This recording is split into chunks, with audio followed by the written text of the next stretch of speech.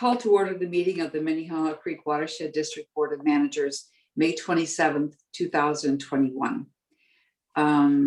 This meeting is being conducted electronically due to the pandemic and our determination that it is not feasible or prudent for us or the public or staff to meet at our usual place of business. We are in compliance with the open meeting law, including section 13D021 concerning pandemic, and we'll follow all of those rules, and all votes will be taken by roll call. First, to take attendance.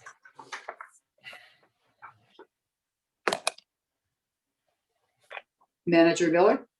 Here. Manager Olson? Here. Manager White is here. Manager Sando? Here. Manager Loftus is not with us. Manager Hijmati?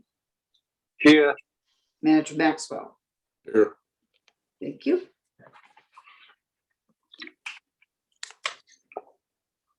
Are there any members of the public here, Mr. Whisker?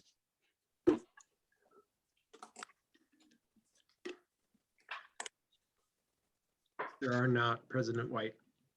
Thank you. If there are no changes to the agenda, could I have a motion to approve the agenda? So moved. Thank you, Manager Miller. Is there a second? Second. Thank you, Manager Sando. Voting on approving the agenda, Manager Maxwell? Aye. Manager Hijmati? Aye. Manager Sando? Aye. Manager White votes aye. Manager Olson? Aye. Manager Miller? Aye. Thank you. The agenda is approved.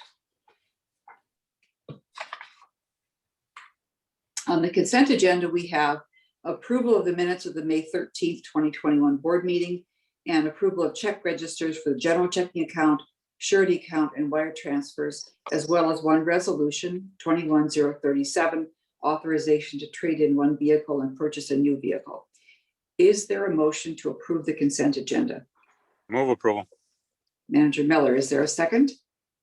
Hijmati, second. Thank you, Manager Hijmati. Voting on the consent agenda, Manager Hijmati, Aye. Manager Miller, Aye. Manager Sando, Aye. Manager White votes aye. Manager Olson? Aye. Manager Maxwell? Aye. Thank you. I have this recording in the middle of my screen. Let me see if I can, there we go. Hold on. My update includes the fact that, as we all knew, the review committee will be working during this interval. We interviewed yesterday and this morning 5 developers, the 5 that the board approved, and have determined that there are 3 that we want to forward to the city council and board of managers. And once all 5 have been contacted, then those names will be available. As the review committee finishes up its work and soon the design team will be stepping up for a more active role, I just want to say that I think it is really a strength for us that we have such a deep bench of managers who are willing to and so capable of doing these functions.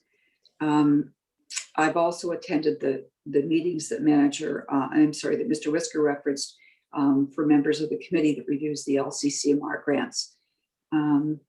And I will just roll right into Citizens Advisory Committee report. I attended on the 19th when the topic under consideration was the CAC assessment recommendations, which we had seen previously in committee with the same recommendation. So as a reminder, focusing among the recommendations are focusing on a single initiative per meeting, fewer set meetings, longer staggered terms for members, and some changes in how appointments would be done. Some of the response or concerns the committee members had were worried that the CAC will have less impact and be less effective, or that they will feel less valued or connected to one another. That there were no substantive comments beyond that. Manager Miller, can we have a report from the Policy and Planning Committee meeting? Yeah, we had a update from James Whiskers on the 2022 budget. And will it be the fifth year in a row that we have had not a increase in the property tax levy? And it was a very in-depth analysis of all the elements of the budget, including personnel. So we're way ahead of schedule on our work on budgets for next year. But I think everybody feels very comfortable where we are and what's proposed for revenues and expenditures next year. Thank you. The upcoming meeting and event schedule is in the agenda. These are all virtual at this point for June 10th and 24th committee and board. There is no CAC meeting in June. We'll move to item 11.1, which is resolution 21-038, authorization of Microsoft 365 migration and implementation services. Mr. Steele presenting.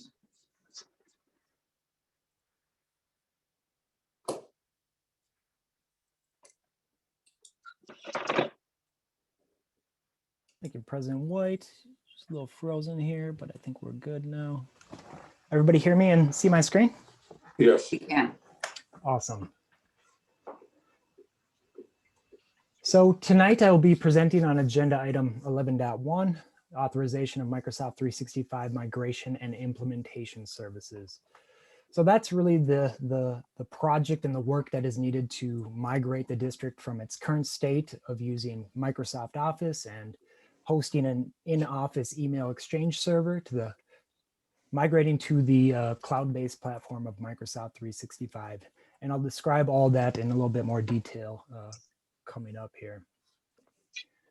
So as with any technology project, I think it's always useful to take stock of where we're at. So in this case, looking at Microsoft Office and Exchange, how we currently use it, and what are those pain points, and then taking a look at how the technology industry has changed. So how has Microsoft shifted the way they deliver their software?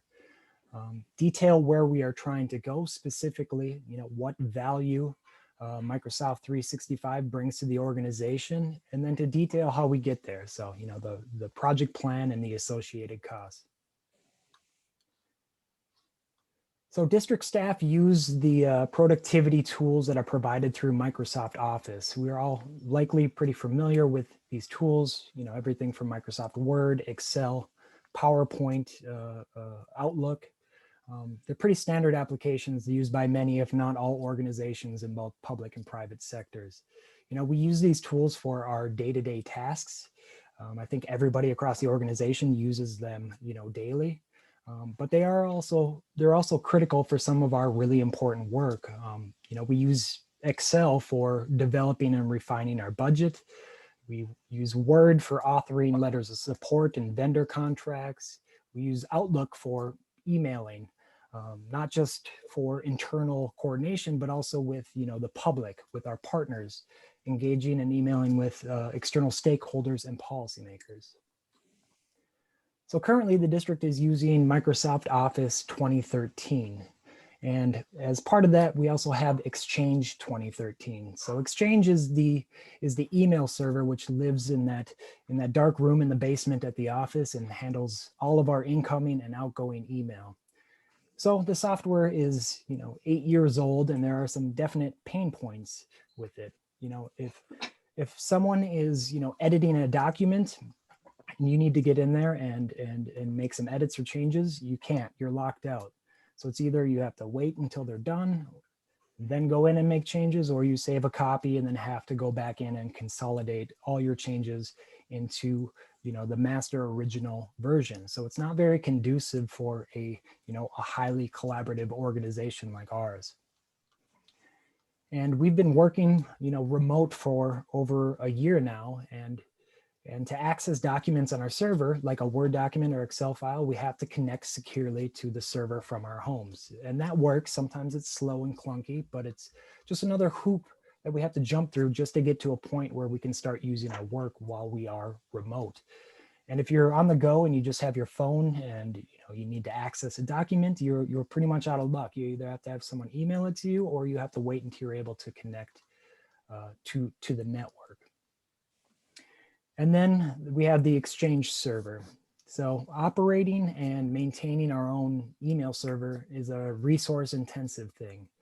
Both in terms of computer resources, you need a lot of disk space for saving all that email data, and it's labor intensive to administer just to make sure that emails are flowing.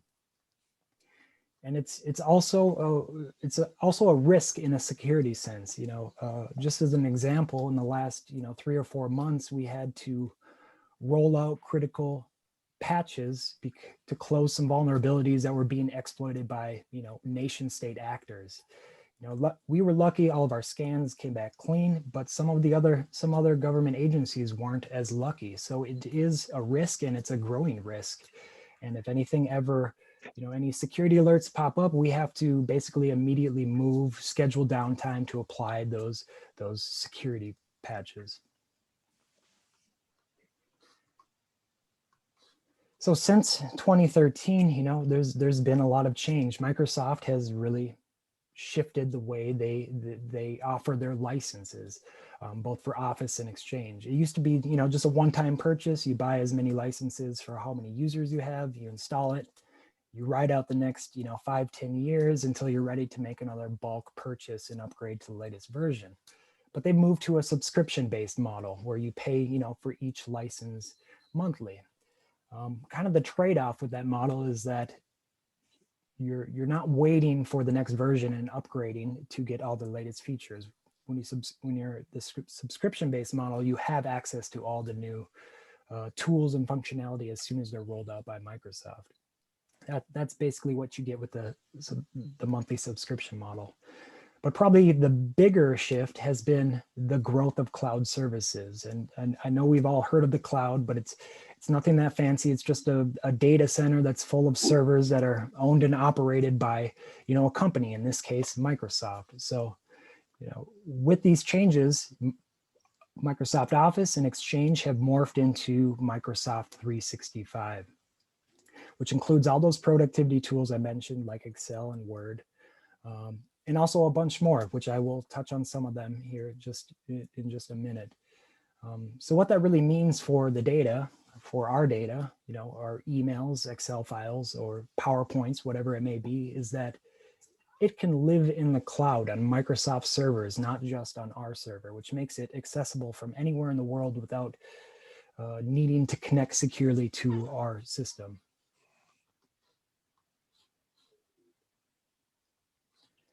So there are many new tools, functionality, benefits for the district in migrating to Microsoft 365, but I want to just provide a handful of areas that the district will most quickly realize the value of making the switch. The first area is collaboration. We as an organization put a lot of value in that. Microsoft 365 gives us the tools to make working together more effective. Whether that's those standard day-to-day tasks like maybe co-authoring a memo to all staff, or something more critical like building and refining the budget. So my example of being locked out, well, that won't exist. We can simultaneously edit documents. So all the changes, comments, ideas are right there, real time, right in front of us. So we can work collaboratively at the same time, have ideas spark more ideas, and just be more effective at working together and collaboratively. The second area, which is top of mind right now, is to support hybrid work. So with Microsoft 365, we get Microsoft Teams, which is a communication, messaging, virtual meeting platform. So as we transition towards whatever the new normal might look like, it's a tool to help us keep connected. Whether staff is at home, remote, in the office, or some combination of the two. It really helps foster and keep us connected in those situations. And it can support hybrid board meetings where, we will be able to possibly live stream board meetings. So members of the public can see in real time what's happening from the comfort of their own home. And I think another interesting little wrinkle that we've learned through working remotely is that having really functional online virtual meetings allows us to really expand our search radius and chase the best consultants. So the top talent, top experts everywhere, anywhere in the world, we're able to, not have to worry about bringing them in for an in-person meeting. We can have those really effective meetings virtually, no matter where anyone's at. And the final areas are our administration and security, where the district will see pretty immediate benefit. It takes a lot of work and expertise to keep our current in-office email exchange server up and running smoothly. Whether it's administration, creating new inboxes, archiving old ones, managing permissions, or just having to drop everything and roll out some critical security updates. So Microsoft 365 just provides tools and functionality that make it a lot more efficient. And really more importantly, by migrating from an email server that's housed at our office to Microsoft's cloud, Microsoft has teams of security experts scanning for threats, patching vulnerabilities, pushing out updated anti-spam, anti-malware. And since it's subscription-based, all those updates are immediately available and automatically applied to our cloud exchange server. So when it's at our office, it's up to us and our managed service provider to keep it secure. But you shift that risk to Microsoft when you're hosting in their environment, and they have the experts to ensure everything stays secure.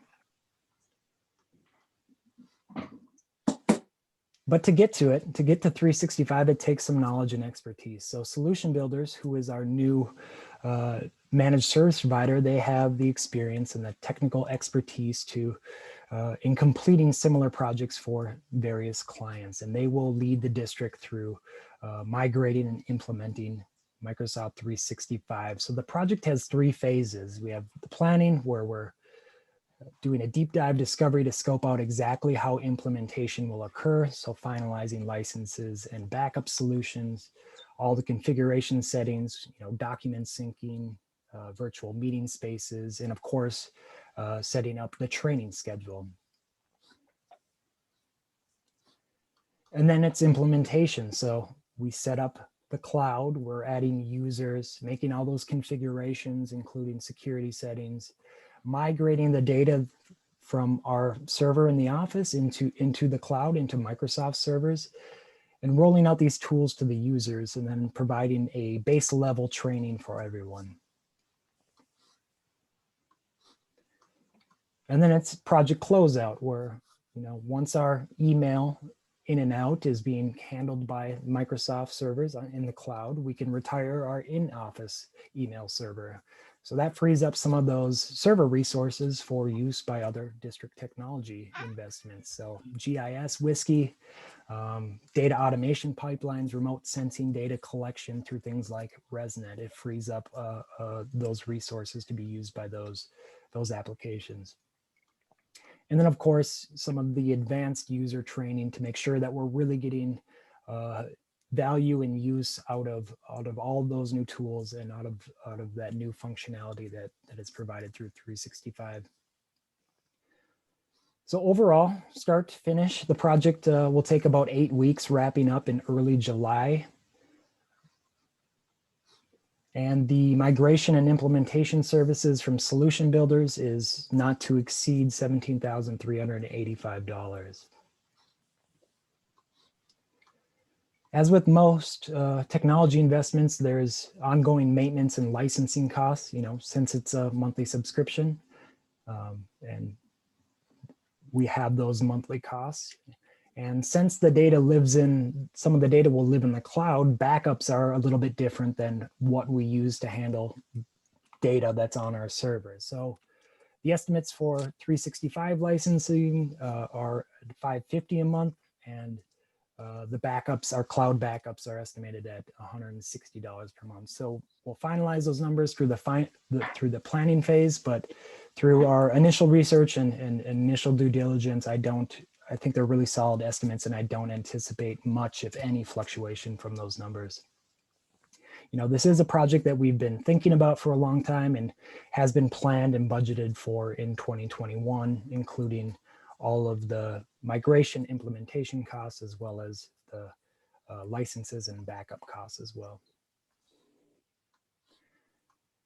So we recommend approval of 2021-038, authorization of Microsoft 365 migration and implementation services from solution builders for a cost not to exceed $17,385. Be happy to answer any questions. Thank you, Mr. Steele. Is there a motion to adopt resolution 2138? Move approval. Thank you, Manager Miller. Is there a second? Second, Olson. Thank you, Manager Olson. Are there any questions or comments for Mr. Steele or others? Gene, the monthly fee, is that a contract signed for a 3-year, 5-year, or is it just ongoing at that price? It's just ongoing. At that price, or can they raise it every year?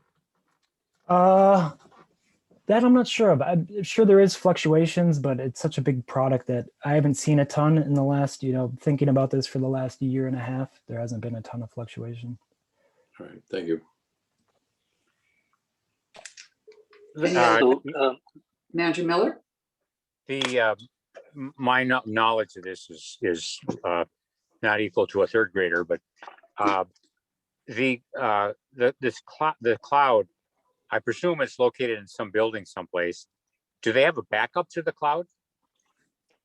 Yes. So, I mean, through the service through 365, they do have some kind of low level backups that happen, but we would be going out and doing an additional backup, which moves the data from that cloud, that data center, to a site that's away from Microsoft's things. So we will have multiple copies of our data as following best backup practices.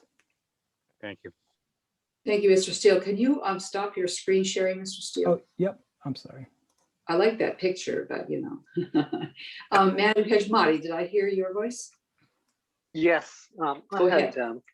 Again, like Manager Miller, I'm a third grader with this technology, and so I'm going to be asking you some really dumb questions, Alex. Does this require any change in the hardware that people are using, like the computers that people are using right now? Will those work? That the staff is using. Is that compatible with what we're using right now? Yes, Manager Hejmati, managers. Yeah, everything will work pretty much the same way as possible. We have we're all using Windows 10, so this is built for Windows 10, runs fine on the operating system, so I don't foresee any issues with any compatibility issues with laptops or workstations and Microsoft 365. Okay, and what about compatibility with our other systems, like the Whiskey database and all of those things that we have? Because we're going, if we're going to use Excel, we're going to be extracting data from that and putting it in an Excel spreadsheet and so on. And so, how is that? How will that work together? Please help me understand that. Yeah, absolutely. I think that's a really good question. So the way the cloud model works, or I guess what are the original productivity tools we're used to in Microsoft Office, like Excel? You'll still have a full-blown installation on your desktop of Microsoft Excel. So we'll be able to pull, if we're pulling data from the Whiskey or through the API to do some analysis or some graphing, we're still able to do that just as we are today.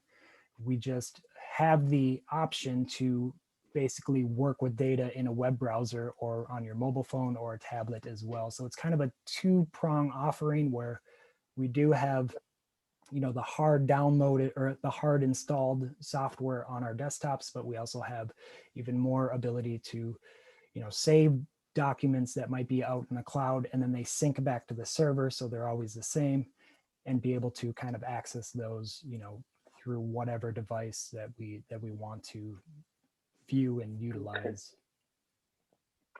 The security, the security of our data, you said already that, it's going to be in the cloud, but we are going to provide extra backup. What about the security for, like million data points a year that we're from the ResNet that's coming in? How is the interaction of that with what with this new system? Sure. All of that, everything stored coming in from, ResNet, stored in Whiskey, that's all going to stay in our SQL databases on our server. The biggest changes that will happen in this migration are our email data will be hosted in the cloud. And then some of our documents that we, as we go through the planning phase and set up what documents do we want accessible in the cloud, those are kind of stored in both places on our server and in the cloud, and they sync back and forth. So everything else, all our GIS data that's in a SQL database, all that, Laserfish, all of that's going to remain the same on the server. It's mostly our email data that is migrating off and then freeing up the server resources for some of those more mission critical type data sets that we want to collect more of and do more analysis of. Okay, so it's really a selected portion of what the staff is doing that's going to be with Microsoft. My fear is always to turn over control to an outside corporation of what we do. So clearly, we're not doing that completely. We're using their software and we're using the email service, but we're not. All the rest of our stuff is going to be ours and is going to stay with us, and we can, we back it up and we protect it and we take care of the server ourselves and make sure that everything is all right. So we don't have to trust someone else to do it. We're in charge. Yes, exactly. That's exactly right. Okay, thank you. Will this affect, you're talking about email and so on. Will this affect how the managers use their iPads? I mean, how does that have to interact with what we are doing in some way? Help me out. Help me understand that, please. Yeah. So for the managers on their iPads, there will be a little bit of a configuration change. There might be a new app that needs to be installed on your iPad to access your email. And that'll be done at the same time as, we push out like Microsoft Teams for the board as well. So there'll be slight tweaks and changes, but email address is going to stay the same. All the emails in your inbox will be the same. It won't be a huge difference other than, Microsoft servers in the cloud will be handling the incoming and outgoing emails instead of our server down in the basement at the office. So it'll take a little bit of, tweaking, which our managed service provider will help and reach out and we'll do whatever level initial training if there is any needed, but I don't foresee that being a huge change or having to learn a whole new system or anything. Okay, thank you. I was getting a little apprehensive about having to learn a new operating system and all that, but sounds like it's going to be relatively straightforward is what I'm hearing. Alex, how vulnerable are we to being attacked by someone asking for ransomware? Yeah, I mean, it's hard to, ransomware a lot is triggered by end users clicking suspicious links. Part of, onboarding with solution builders is more of a focus on security and even doing some testing of, are we susceptible to any phishing attacks or malware attacks? So that is something we're thinking about rolling out in the future, doing some of these kind of testing scenarios where, they're in control of sending a, something someone shouldn't click, but and just being able to track where we're at as an organization and if we are susceptible to it. That's mostly the way some of that crypto locking and ransomware gets in. in terms of just vulnerabilities that exist, I mean, that's just something that's inherent in all software. And a lot of times it's not found out until it's discovered, and then Microsoft has to develop patches and then roll them out. And that's where you see some of the more organized hacking groups and some of, that are sponsored or associated with some of those nation state actors. Have all of our staff had training on phishing schemes and how to recognize? Not since I've been here. That's something that we, kind of goes with some of that testing as well and some of the training. But, I do get emails from people occasionally, like, I got this suspicious looking thing, just let other people know, or is this a malicious sender, things like Yeah, that. So, every 3 months I get a series of letters telling me that Sherry White is asking me to go to the bank and get some money for her. She's in a pickle. she needs gift cards very fast. Yeah. And why No question don't you get it? It's just a favor for today. And so normally I forward it on to her and say, is this you? Is it always the Walmart gift card too? Usually Walgreens. Oh, Walgreens. Alex, would it be useful for us to get some of that security, the managers to get some of that security training? Because I'm probably going to fall for one of those things. So would it be possible for us to get that kind of training too? Absolutely. Thank you. Thank you. Anything else for Mr. Steele? Then we will proceed to voting on the resolution. Manager Maxwell, Aye. Olson, Aye. White votes aye. Sando, Aye. Miller, Aye. Hejmati. Aye. Thank you, and thank you, Mr. Steele. Thank you. Next up is resolution 21-039, Mr. Langer, all about box netting.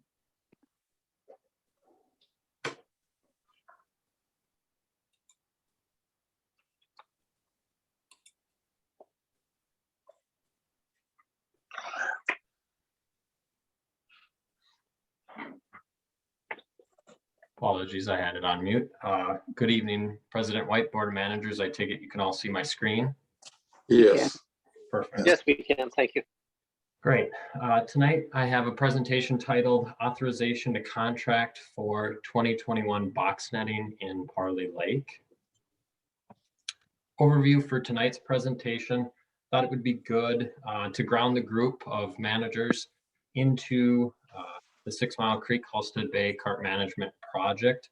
I know it's something staff frequently have had presentations over the past year, but I do understand new managers are now with us. So just sharing some of where we began and where we are currently sitting.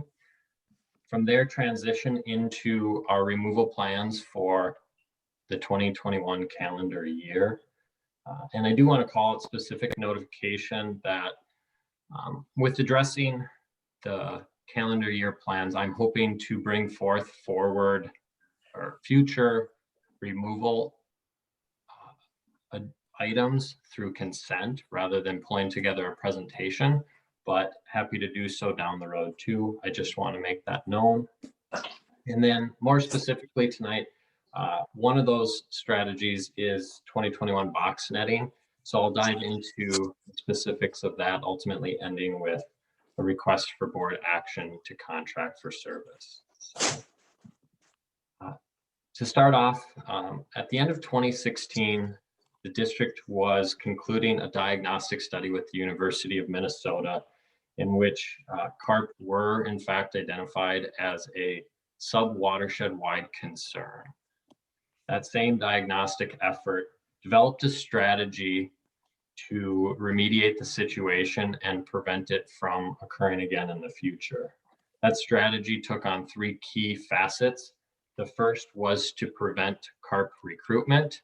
This is the idea of a carp laying an egg, that egg surviving to become an adult in future years. The second was to block immigration, and namely this was to block carp coming from Halstead's Bay and the greater Lake Minnetonka sub watershed up into 6 Mile Creek. And then the last was to go in and remove the adult carp that were currently causing the stress within the sub watershed. So in 2017, the district kind of packaged those 3 strategies into a holistic approach and pursued Lessard Sam's Outdoor Heritage Council grant. In 2018, we were awarded that grant for a total summation of $567,000. And that kind of gets us through the point of where we began implementing the project. So to just quick orient to the figure that's on the screen, this is our snapshot of how carp could perceive the subwatershed in 2016. The different colors you see denote the different densities, with colors of red, orange, and yellow being undesired, where colors of green and solid blue being desired state. Our goal was to actively manage carp to get them below 100 kilograms per hectare. The gray polygons or ambiguous polygons you see, that's just to denote how carp could move throughout the system. So you can see that there's really only 2 polygons, and there's, in other words, the carp had kind of unlimited movement across the subwatershed. So taking that grant or utilizing the grant, our goal was to hit those 3 strategies. So where we were then compared to where we are now, I'll use the same graphic, where I'll just start off with what I think is the obvious. You look at the color changes. So you can see we're no longer seeing reds and oranges. There's still some yellow, which means there's work to be done to remove carp, but things like green and blue are starting to pop off the figure. A fun fact, I was curious, so I looked into it. At the end of 2016, we concluded the district needed to remove 43,000 individual carp from the subwatershed. We are now down to a level of 7,500 carp to meet our goal. So we've put in a lot of effort. We've removed a lot of carp. Mother Nature has assisted us to some degree as well. But I think also importantly, looking at the 2 figures, you can see that we further dissected the subwatershed. And this is through the use of barriers and aeration that have really helped us manage for that recruitment and immigration component. So take home from this is through the grant, we've largely been successful. We have another year in which we're really trying to implement the removal component of this project. So knowing that we have that 7,500 carp to remove, the question becomes, how many are where across the watershed? The boxes that just appeared with numbers denote the number of carp that we're targeting to remove yet to hit that 100 kilograms per hectare threshold. So for example, the Parley mud system needs about 2,500 carp. The Lunstons need 400 carp. Auburn's 1,500 carp, Steiger 1,300 carp, and Zumbra 1,800 carp. So knowing this, district staff had conversations with Stantec, WSB, and Carp Solutions, our active consultant assistance through this process, to come up with kind of a scheduled removal plan for the calendar year of 2021. And just the nature of the business, it kind of falls out based on season. So this spring, we've been targeting removal efforts on Zumbra and the Auburns. This summer, we have plans to pursue efforts in Parley and Steiger. This fall, we have plans to come back to the Auburns. And this winter, if needed, come back to Parley. So what I want to take away from these summary points is we are targeting carp across the subwatershed yet and have plans to go into each one of these systems. For the future events, I did pursue conversations with the consultants to get an idea of what are we thinking in terms of costs, so we could answer, would this fit within the grant budget to fill this? And in short, the answer is yes. All of these activities are projected to basically come in at eliminating the remainder of the grant budget, while also moving us towards completing our removal objectives. So there is some uncertainty, just nature of the business in terms of how many carp we get out and certain things like bounty rewards and what gets compensated. So to be determined, but we're planning for success. So from here, I'd like to just jump into the specific contract before the board regarding Parley Lake and box netting with Carp Solutions.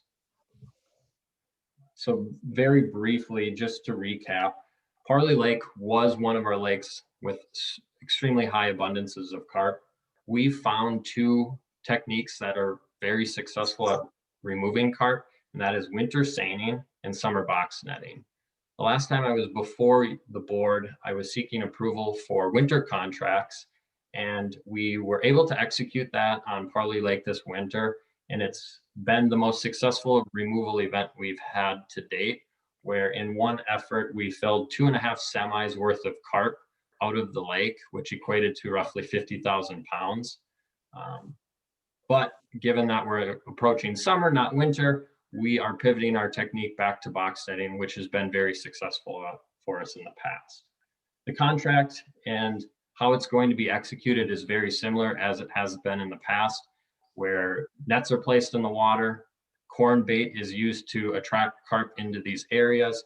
Remote sensors then are used to trigger the nets when an abundance of carp are visiting each net, and then a crew goes in, removes those carp. So really, in terms of fee structure, we are seeking Carp Solutions assistance with this process for a total of 3 removal events this summer. And they have hard labor fees, what I'll call. This is for things such as net installation, the operation, the triggering of nets, baiting, purchasing of bait, renting remote sensors, and the operation of those. In total, for these 3 events and those aspects is a monetary sum of not to exceed $23,900. The second component is a bounty fee. This is in part to compensate that as we catch more fish in these nets, it takes more labor and time to get the fish out of the lake. So Carp Solutions is seeking a $7 per carp bounty up to $21,000 through these 3 events. If that bounty is maximized, this would be a total of 3,000 carp and approximately 500 carp over our 100 kilograms per hectare threshold. And we would deem this super successful. So in years past, the previous 2 years, I should say, we've achieved over 3,000 carp in each of our box netting efforts. The one challenge we are beginning to face is there's fewer carp in the system to get out. So I think it's still a very realistic goal and one that Carp Solutions has expressed a lot of interest in trying to help us achieve. The last point I'll make on this slide is all these funds outlined here are still available through the Lessard SAMS grant for this scope of work. So with that, I am recommending, and we are recommending to seek authorization to execute contract with Carp Solutions for box netting removal services for an amount not to exceed $44,900. Thank you for your time and happy to take any questions. Thank you, Mr. Langer. Is there a motion to adopt Resolution 2139? So moved, Olson. Thank you, Manager Second. Olson. Is there a second, Manager Miller? Any questions for Mr. Langer? Gene, I have one Tom. question. Oh, go ahead. I'll recognize Jean. How do we go about publicizing the success of the project then to the communities or to wherever we wanted, the association or something like that? Yeah, great question, Manager Maxwell. We're tracking through a few different ways. Our grant objective is to get carp below 100 kilograms per hectare. So in that regard, we're monitoring the systems once we've conducted removals to see, do our models kind of hold up and that. So that's one line. The other line is from our original study, we set removal targets in terms of, again, how many carp do we want to get out? So that's another line of evidence. And then last, in some of these systems, we're going out and monitoring what I'll call is the ecosystem response. What happens to water quality? What happens to the habitat? So kind of tracking through a few different lines, that helps morph what our communication story will be at the outcome of the grant. Okay, so we wait till it's really, the grant's finished, then we publicize all our success of the project. Yes, and I guess there are milestones along the way in which we do report back to Lessard Sams. I believe it's an annual update, and Anna has been leading that charge in terms of reporting back to them kind of periodic status updates. So as far as I'm aware, they're happy with the progress we're making, and yeah. Manager Maxwell, this is Anna Brown. Can you hear me okay? Yes, I can. Yes.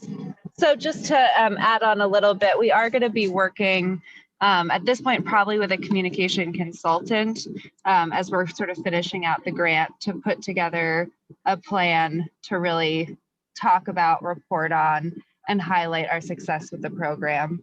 So I don't have a definitive timeline, but we'd be looking to, as we're wrapping the grant up, having that complementary communications plan, both to report back to Lessard Sams and then also to share the success with our communities.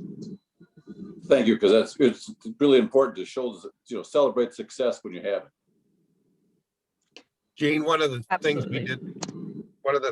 did, the last time we had a successful carp harvest was published an article in the Victoria Gazette, which is the newspaper in Victoria. And Sue Orson at the Gazette is always willing to show up if we'd give her the time and dates and all that. She'll show up with her camera and do lots of copy. She'll go, several pages dealing with the watershed if it's a very interesting thing that people would be excited about. And I got a lot of feedback last time from, the amazement that so many tons of fish had been removed, and they were all excited about that. So Yeah. it is a good point you make, that we need to make sure that we continue to communicate that. All right, thank you. Did I hear Manager Sando? Yes, Tom, Steve, Sando, just two quick questions. One is, sounds like you're doing a very successful job. What are the preventive measures once we get most of them out, number one? And just out of curiosity, are people that help us, are they able to sell those carp? At one time they did things like that. Yeah, I guess we'll start with the second one. Yes, depending on who we work with, the carp get utilized for different endpoints. It can be from everything from human consumption all the way to landfill. It really depends on the size, quantity, and time of year, and who we work with that dictates where those carp go. Primarily through the projects and the scale that we've been removing, it is intended to go to a food market, more so out on the East Coast. So your first question, sorry, remind me again. That's fine. It was the preventive measures going forward.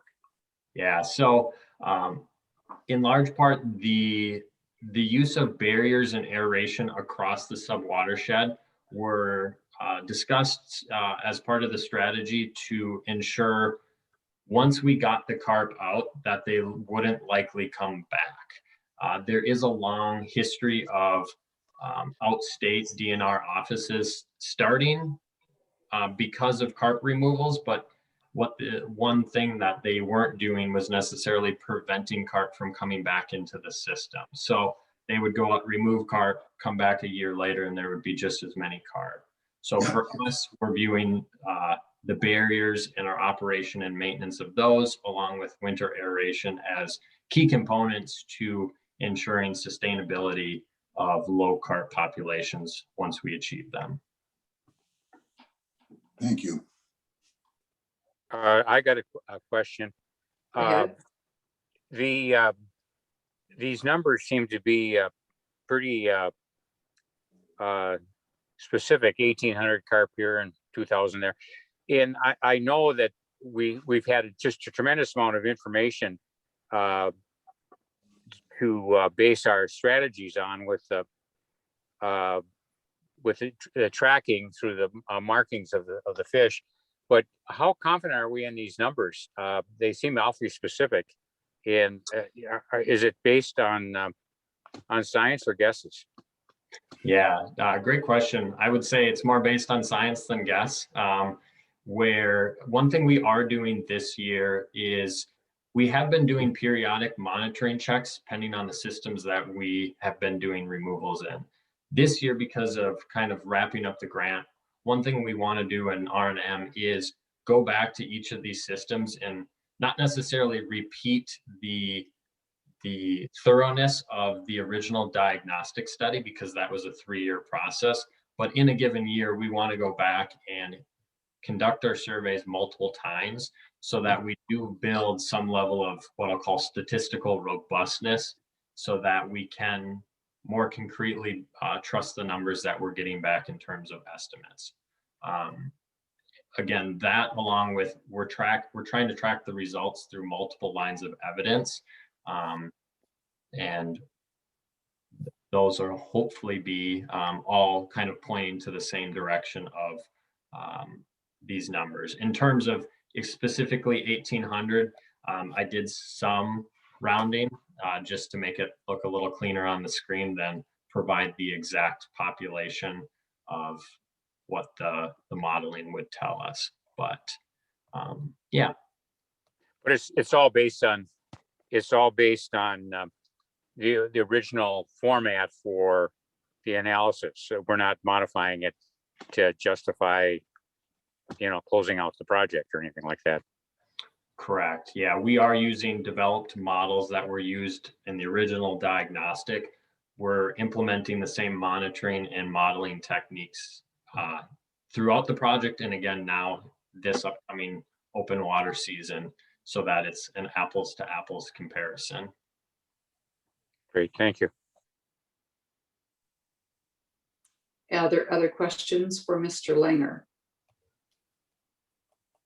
Then we will move to vote on adopting the resolution. Manager White votes aye. Manager Sando? Aye. Olson? Aye. Maxwell? Aye. Edgemati? Aye. Did I say Miller? Aye. Thank you. And just a welcome back to Ms. Brown, returning from her leave. It's good to hear your voice again. Thank you. Good to be back. We'll move now to resolution 2135, which is the contract for 54th Street Street Bank investigation. Ms. Moran. All right, can everyone hear me? Yes. You can. Sharing my screen. Oh. All right, and can everyone see the screen? Mm-hmm. Perfect, all right. Well, good evening, President White and Board of Managers. So I will be covering the action item number 11.3 in your board packet, the authorization to execute contract for the 54th Street Stream Bank investigation. And so for tonight, I'll be covering just an overview of this area and also relevant background information. From there, I'll bring the request from the city of Edina. Excuse me. And from there, we'll go into the staff's evaluation through the pilot phase of the responsive model. And then from the development of the proposal and scope of work for this investigation from Interfluve. And we'll wrap up with partnership expectations that have been set to date with the city of Edina, and then end on staff recommendations. All right, and so of course, we'll take a moment here to ground ourselves in the location of this request. As you can see on the map here, on the north or the top portion of the map, we have 54th Street running east-west. And then in that red outline, you can see a rough outline of the Minnehaha Creek and its banks. And then in that green portion on the map, you can see that belongs to the city of Edina. And then traveling south along that west bank in blue, you can see that 4 private residential properties overlap with that red outline for this opportunity area. And so these 4 properties have very steep slopes going into Minnehaha Creek. And then from those steep slopes going across the creek to the east bank in that purple area is the Edina's Community Lutheran Church property. And so this area has definitely a rich history. This area is located right at the boundary of segment 14 and 15 for Minnehaha Creek. And one of the major changes between the 2003 and 2012 stream assessment was there was a note in the 2012 stream assessment, that additional deposition was occurring directly downstream of that 54th Street bridge. So, and you can kind of see this widening area just south of 54th Street. You can see where the red outline kind of bulges out. In that location is a sandbar. And then from these stream assessments, one of the capital projects from the district was the Reach 14 Stream Bank Improvement Project. And so the 4 landowners in the blue on that lower west bank were asked to participate in Reach 14, but those owners at the time opted out. It is worth noting those homeowners have since sold their properties. So these 4 current homeowners do not have the opportunity for that Reach 14 project to choose to opt in or opt out for that capital project. And then we know from a photograph from 2013 from the church property on that east bank during low flows that there was a pool and a sandbar present. And that was before the 2014 flood event. And then we also know, of course, after the Reach 14 project was completed, the 2014 flood event did completely alter the stream dynamics in this particular area. And of course, that flood event also then influenced the scope of Arden Park. And so Arden Park is located just north of 54th Street, just north of this location. And the project boundary was analyzed and it was determined to end at 54th Street Bridge. One piece was, root wad was provided actually and installed on the city property in that green area on the map. And for Arden Park, it is worth noting that there's no change in the sediment transport in this reach directly upstream from this area as well. And so I'll be shifting over to the request here. And so the request did originate from a private resident that went to the city of Edina. They had concern regarding this sandbar that was forming downstream of the 54th Street Bridge, and then also the erosion that was occurring along their backyard along this very steep bank into the creek. And so this photograph actually on the screen was taken by one of those local residents. So one of those homes on the west bank in blue from the previous slide. And you can see that the stream bank on the lower left, you can see kind of their deck, the very steep slope down into the creek. You can see the sandbar just downstream of 54th Street Bridge. And then of course, on that east side, you can see the church property in that wooded area. And so this request from the resident went to the city, and the city looked at this request and recognized they need some technical support around what to actually, how to approach the sandbar, what to do, if anything, with this steep slope. And so over several months of discussions, we had a formal request from the city for technical assistance, and that letter was included in your board packet. And also through these discussions with the city, we came to recognize that there are concerns and potential risk around this very steep, unstabilized slope. So there's definitely a risk concern. And then also in terms of developing a solution, it really needs to be tailored to actually what's going on in the system. So how is the sandbar, how is the floodplain, how is the banks all interplaying together? And then on top of this request, as we saw in that previous map, the city is also very invested because they own property on that west bank as well.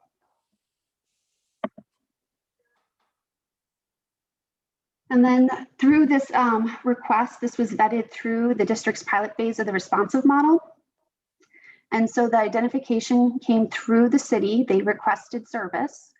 And then it was vetted through our criteria. And so through the pilot phase, the staff have been using kind of 4 criteria categories. So we're looking at resource need and priority, then the project benefits, cost effectiveness, and then the strength of the partnership's coordination and commitment to working with the district.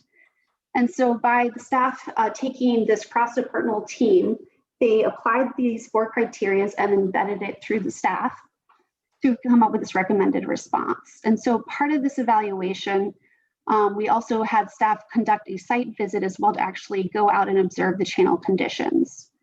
And so based off of this evaluation, the district staff did propose, this is a good fit for the staff or for the district to utilize its expertise and also just extensive knowledge in this area to really lead an investigation that would ultimately, advise on potential solutions for the area. And so based off of that evaluation, back in March, along with 3 other potential opportunities under the pilot phase, the board got an update saying that we were looking to pull together a proposal for this project. And since that March OPC meeting, we then received a formal request from the city. So again, that's that letter that was part of your board packet from the city requesting service and in support of this technical investigation. And then we are currently now requesting the board action around this investigation contract. And so with this, it is just another kind of, point to note that the city engaged us early and they were been really supportive and very active engaging with us along this process.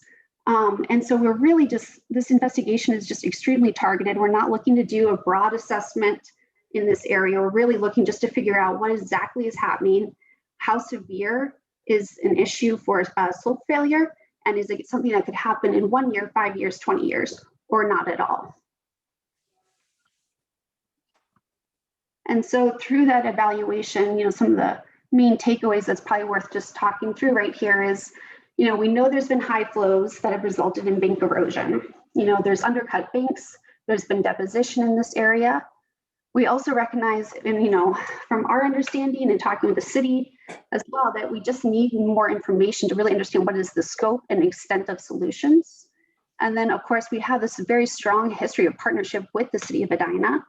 And of course, the district has significant capital investments, both directly upstream and downstream of this area, along with the technical expertise. And so with that, it was recommended that potential for providing technical assistance. And so with that, the district staff, along with the city staff, determined that Interfluve was uniquely qualified to conduct this investigation. And that's based on previous work from both the design from Arden Park restoration, the Reach 14 stream bank improvement, the district's 2012 stream assessment, and then just their general understanding of just this very complex system within Minnehaha Creek system. And so in addition, they also already have the modeling ready to go for this area. And so with recognizing that we were going to reach out to Interfluve, we basically requested an investigation and kind of asked them to characterize the stream hydraulics and stabilization, determine what are the potential solutions, and really what is the scope, estimated cost, and urgency of the solution. And so just again, to be very clear, we're really just trying to get, characterize what is happening from an engineering level and just really characterize what is the risk in this area. How quickly does something need to be done? What actually needs to be done in this area? And so with that request for the proposal and kind of addressing those questions, Interfluve provided a scope of work, which is included in the board packet. And so they kind of grouped their work to address these questions in kind of 3 buckets.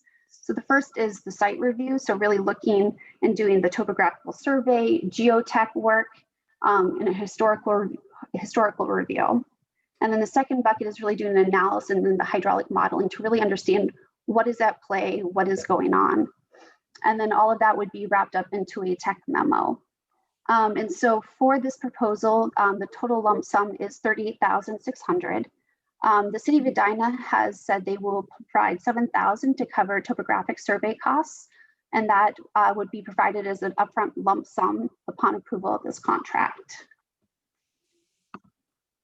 And then to date, in terms of expectation setting, the district and the city have been talking about this, and the district noted it could lead and manage the upfront technical assistance, but then the city would lead implementation planning. And of course, that's pending the scope of recommended solutions from the tech memo and future discussions. And then we've also been very clear that, we would evaluate any additional requests from the implementation phase as separate piece, and that would not be under this umbrella. And then, so with that, the staff recommendation is for the approval to execute the contract with Interfluve Inc. for the lump sum of $38,600 for the 54th Street stream bank investigation. So resolution 21-035.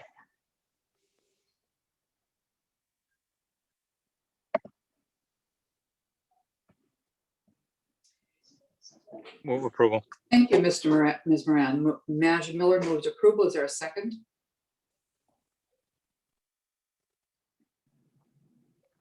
Hejmadi second. Thank you, Manager Hejmadi. I would just note that there's a two-step process here. First, we get an agreement with the city for the $7,000, and then the administrator can enter into a contract with Interfluve. So it's two pieces we're looking at. Are there any questions for Ms. Moran? I have one, Steve Sando. On the 35,000, is that just for the investigation, or does that include the taking care of the challenge? That is for the investigation, but it also provides kind of gets you towards kind of a concept design as well. So it kind of lays out what are the potential solutions, the costs, and kind of how you actually could approach that. So it gives you a little bit more than just the initial data evaluation. And have we been given a time frame once we tell them to go ahead with it? We have. It would be about 6 weeks from the time they would initiate to the time we would get the draft tech memo. Thank you. Mm-hmm.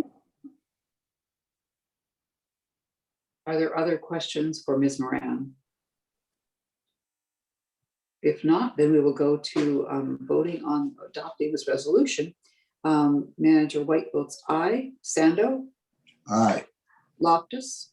I'm sorry, Maxwell? Aye. Miller? Aye. Olson? Aye. Hejmadi? Aye. Thank you. Resolution is adopted. Our next item is a discussion item concerning mod recommendation for watershed-based implementation funding. Ms. Christopher. Yeah, good evening, President White, managers. Let me just share my screen.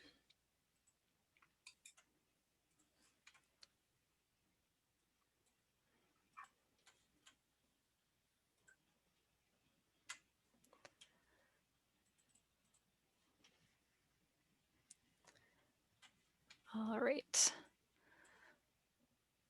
So the purpose this evening is to discuss the policy analysis and recommendations that have been put forward by MOD regarding the watershed-based implementation funding program that's run by the Board of Water and Soil Resources. And the MOD board recently approved these recommendations and requested that member watersheds also review them, and if in agreement, send a letter to Bowser expressing their support, so that it's kind of reflecting the number of watersheds that agree with this approach. And so I'll start by providing a brief background on the program and staff's experiences with it to date. Then I'll review the MOD recommendation and some of staff's thoughts on it, and then look to hear the board's input and determine whether or not there is interest in submitting our own letter to Bowser. So I'll just be kind of brief on the background since it was included in your packet, but basically for the past several years, Bowser has been transitioning its clean water funding away from competitive grants to more of a watershed-based funding approach. And this came out of the recommendations from the Local Government Water Roundtable, with some of the goals being to provide more long-term, stable, predictable funding, provide for more efficient and streamlined administration of grants, and also the goal to reduce redundancy and duplication of efforts. And so outstate, this is being done through the One Watershed, One Plan program that managers may be familiar with, where essentially all LGUs within a major watershed, so such as the Mississippi Metro, collaborate to develop a shared implementation plan. And so in the Metro, things are a little different because we operate under 103B and already have comprehensive water management plans at a smaller watershed scale. And so it's been a little unclear, how this approach should apply to the Metro. It's a little bit of an outlier. And so Bowser has now run 2 pilot rounds over the last 2 biennium to test approaches for how this should apply within the Metro. And so for round 1, back in 2018 and 2019, the process was that it required all local government units within a county to work together to develop a collaborative work plan that identified what projects should be funded with their kind of pot of money. And in that case, most groups ended up using kind of a simple formula to divvy up the funds. And that was sort of the extent of how that how projects were selected. It was kind of just divvied up based on land area primarily, but there was sort of some different formulas that were used. Then in round 2, there was a lot of kind of stakeholder engagement after round 1 to seek feedback, and then some adjustments were made for round 2, where Bowser switched to having groups convene on more of a major watershed boundary. So we were in the West Mississippi Metro group. And then again, similarly, we had to convene and develop a collaborative work plan with the other eligible local government units within that area. And then one other change was that they required us to use some sort of prioritized, targeted, measurable approach. That's kind of PTM for short. And so essentially we had to develop some criteria to evaluate the projects and prioritize and rank them. And so kind of throughout these last 2 rounds, the district's been actively participating and providing feedback and recommendations throughout the process. The board, I know, sent a letter back when we did the first round, expressing some concerns at the time, providing some recommendations, and staff has also participated in some focus groups, surveys, a number of other listening sessions to provide our input. And just to speak a little more to kind of this most recent round, we did, from staff's perspective, did view it as an improvement over the pilot. Some of our major concerns were addressed, for the managers that have been involved in this for a while. You remember that, one of the things we pushed for was switching from the county boundaries to hydrologic boundaries, which was done. And then also pushing for more of a prioritized, targeted, measurable approach, which was incorporated more specifically in the second round. And generally speaking, for the group we were involved in, the process went fairly smoothly, and we were able to come to agreement pretty easily on how we wanted to prioritize and which projects should be funded. But I will note that the process was still very time consuming. There were 5 meetings of the group. That's with 12 LGUs total, and we're just one of 10 groups in the Metro. And that also involved, multiple Bowser staff at each of these meetings helping to facilitate. So not exactly meeting the goals of efficiency and streamlined process, I think, that were set out for this program. And so there have been a number of discussions, some of which staff has participated in between the MOD executive director and Metro administrators and Bowser staff. In terms of some listening sessions that they've held. And many of the other Metro watersheds and MOD have been pushing for a more kind of fundamental change in approach for the program. And that's on the basis that in the Metro, we already have watershed districts and WMOs already have these watershed-based, prioritized, targeted, and measurable plans that are developed and maintained in coordination with the counties, the SWCDs, the cities. And so the argument is that they should just fund those plans rather than going through this additional process to convene and prioritize at a larger scale.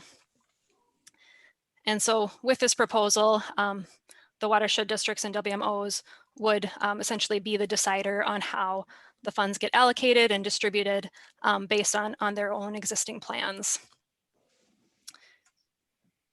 And I think, generally, I guess speaking kind of from my perspective, I think that the analysis and the recommendations generally make sense. I think, there may be some challenges that would need to be worked out in switching to this approach, but I think overall it seems like some of the benefits may outweigh the challenges. And so I'll just speak to those a little more specifically, and then we can open it up for discussion. So I think in terms of benefits of this approach, I think, as I said, watersheds already do have comprehensive plans in place that are watershed based, prioritized, targeted, measurable, collaborative with partners. And so I think they generally do hit a lot of the goals that were set for this program.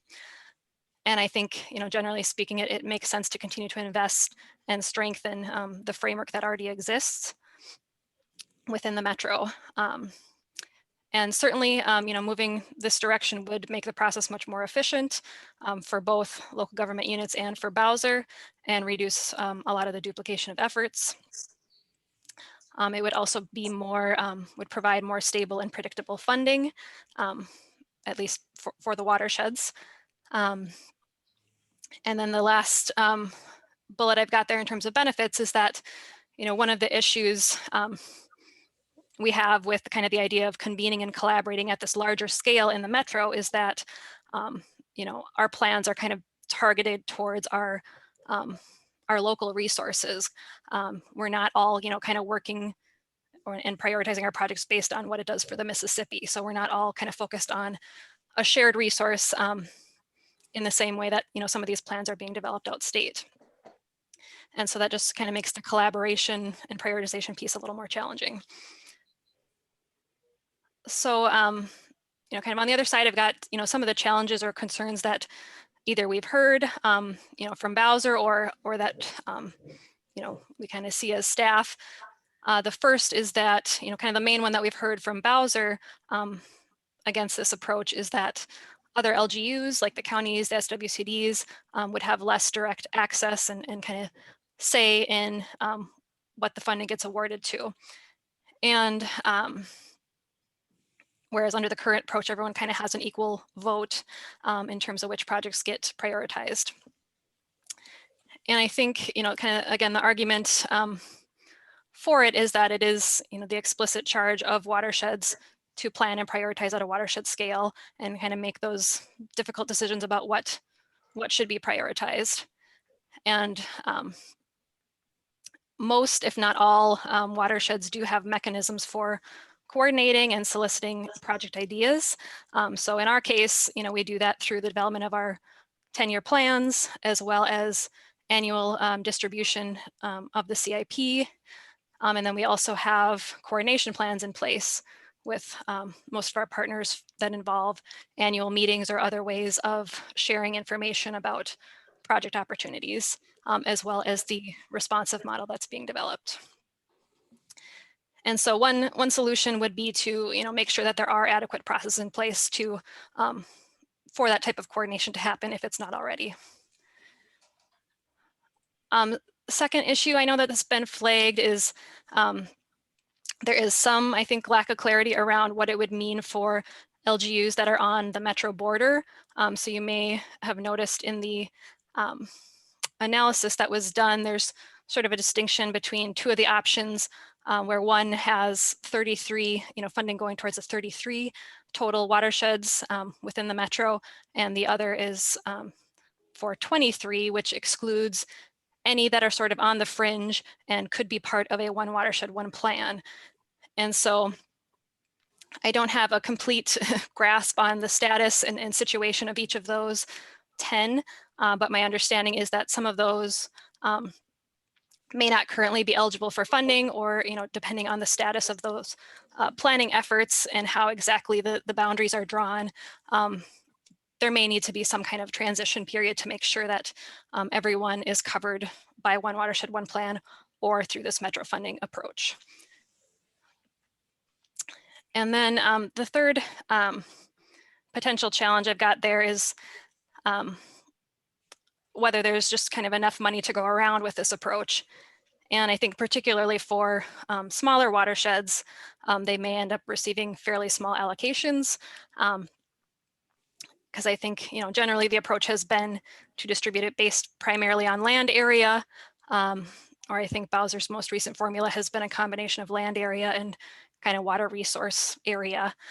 And so I wouldn't anticipate it being an issue for our watershed since it's quite large.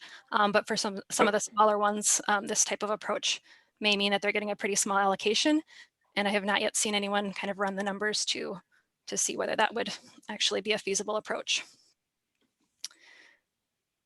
And then finally, one other potential risk may be just that I think we've discussed in the past is if you move towards more of a kind of a block grant approach where the funding is essentially guaranteed for all of these 23 watersheds, you may lose some of your kind of prioritized, targeted, measurable incentives. Where the current convene process essentially kind of creates some of that competition and forces LGUs to bring forward projects that will stack up well against the others, similar to kind of the previous competitive process. And so, with funding being more of a guaranteed thing, and what we currently have are pretty broad eligibility requirements, you may end up just seeing more feasibility studies or potentially lower priority projects getting funded because people are going to want to make sure that they have something to fund every cycle and are not basically leaving money on the table. And so again, that's something that could be addressed by tightening eligibility requirements or just through oversight by Bowser, but that is just one potential concern that I thought I'd flag. And so as I mentioned, MOD has requested that all watershed districts discuss these recommendations and if in agreement, consider sending their own letter to Bowser to express their support.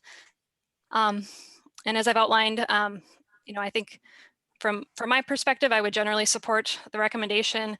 And there's obviously some benefits in watersheds having kind of a united front and united recommendation. But at the same time, if it's something where the board prefers to not be, kind of getting out in front on it, I don't see a significant impact to us. As I said, the last round went pretty smoothly for us. I think we can certainly make either approach work. And so, kind of look to the board in terms of how vocal we want to be on this and how much we want to get involved one way or the other. I think, like I said, both approaches are pretty workable from our perspective and wouldn't make a big difference in terms of our access to the funding or like I said, maybe time commitment would be kind of the one consideration, but I will stop there and see if there's any questions or immediate thoughts from the board. Are there questions? Steve Sando, Becky, I'm new on the board, and could you define the initials of the terms MAWD and then of course Bowser, and then what these organizations, what are we trying to accomplish with, are they trying to coordinate the watershed districts, and what are the funds for? So if you could define the two terms. Sure, yeah, I apologize, Manager Sando. So MOD is the Minnesota Association of Watershed Districts, and then Bowser is the Board of Water and Soil Resources. And I don't know if Sherry or others can maybe speak more to MOD, but it's essentially the organization that helps kind of coordinate across all the different watersheds in the state. And I know Sherry serves on the board, and they do lobbying and other matters and help kind of, like I said, coordinate across the different watersheds. And in this case are trying to provide kind of that united front and recommendation to Bowser on this pot of funding through the State Clean Water Fund, which, like I said, used to be kind of run as a competitive grant, and they're now transitioning their approach to providing that funding to more of a, to support kind of watershed-based planning and implementation.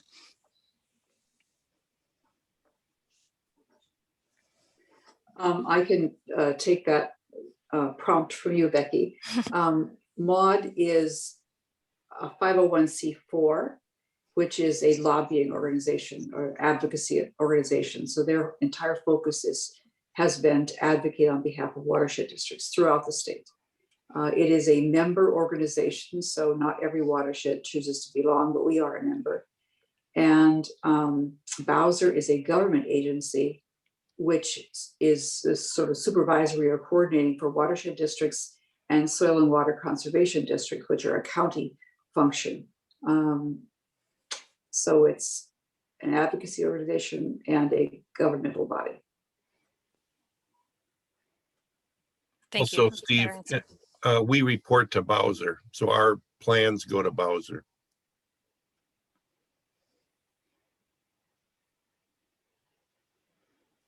And do they approve those plans, or so we have to run our plans by them? Yes, they are approved, reviewed and approved by the Bowser board. And then they also provide a lot of the state grant funding that we utilize for our projects.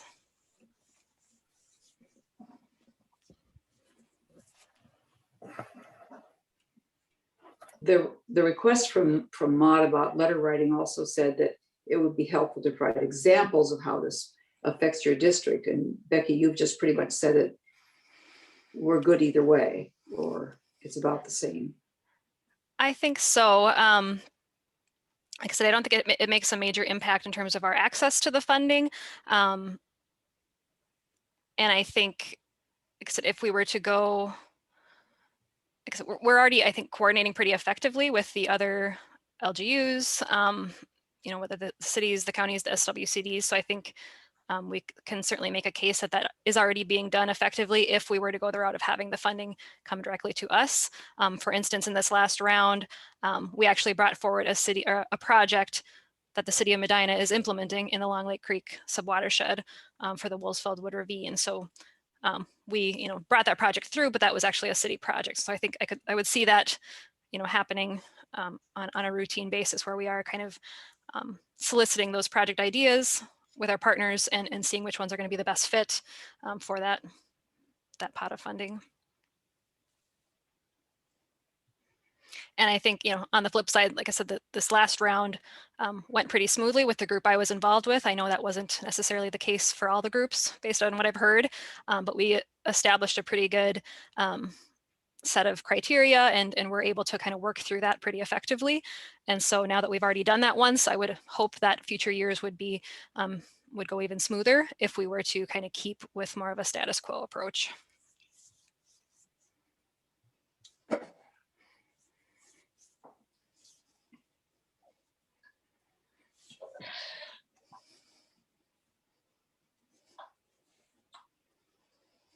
I guess my only thought, Gene, would be just if it's whatever the staff really wants, which one they feel more comfortable with.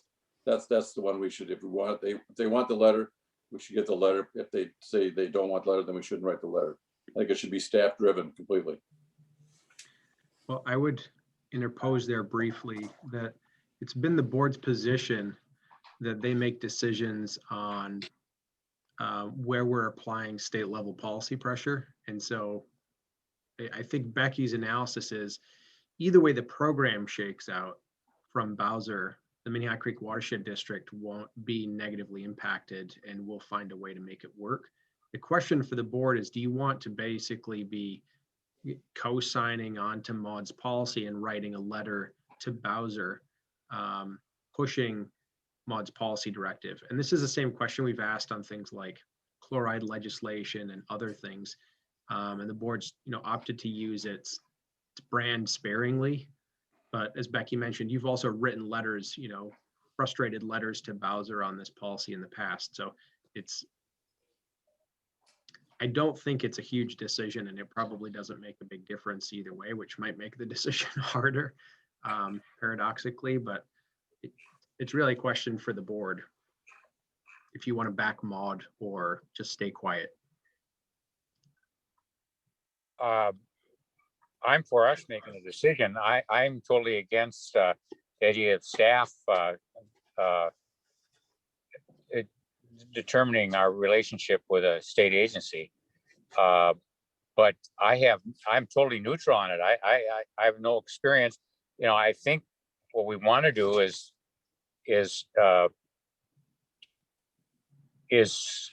what's in our best interest and not what what Maud wants. I don't know. From your point of view, what is in our best interest? There you go. Yeah, Yes. Manager Miller, managers, that's a good question. I think, like I said, in terms of the access to funding, without knowing how the formulas would kind of shake out under the proposed approach, I don't know exactly, but I think it would be more, like I said, kind of predictable and stable versus, not really knowing, I guess, each cycle whether our projects are going to score well or not. But I think, based on how it went this last time, it seems that as long as you've got a pretty good project to put forward, you're likely going to get some, level of funding. And, I have an understanding of, kind of how those discussions went, what was considered, what the criteria were. And so we'll be able to kind of pick projects that are well suited. But certainly if it went the approach of Maud's recommendation, it would be more of a sure thing and a more predictable source of funding. So that would certainly be a benefit. And like I said, I also just see benefits, I think, in further kind of reinforcing the kind of the system that already exists for watershed planning in the metro. And I think that the policy analysis does make a good case that we're already meeting generally, kind of all those goals that were set out for the program, and for, what they were trying to get with one watershed, one plan out state. We're already effectively doing that in the metro. And so I think it does generally make sense. I would Becky, just I'm sorry, Bill, go ahead. I was gonna say, Becky, 2 years ago, you and James went to the Maud meeting where you talked directly to Bowser about how unthought through their program initially was. Are you happier now with what they're proposing? With what Bowser's proposing or with what Maud is proposing? Well, both.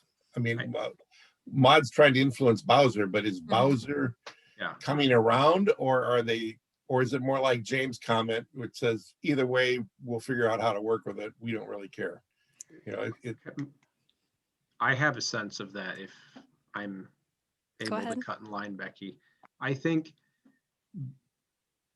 Bowser's policy analysis for transitioning constitutionally dedicated legacy dollars from a competitive basis to essentially community block grants on a watershed basis is non-existent. It's never been done and it's never been papered out. And we have been sort of the sole voice that Becky has consistently of, we've offered policy analysis framework like Bardock's, define the problem, assemble the evidence, construct the alternatives, use criteria that we understand, evaluate them. Maud's proposal basically did that work for them. So I think their analysis of how to do this has been flawed and their communication of it has been extremely poor. They brought in the Met Council as a mediator after a bunch of communication gaffes, and the execution of the program hasn't lived up to the goals.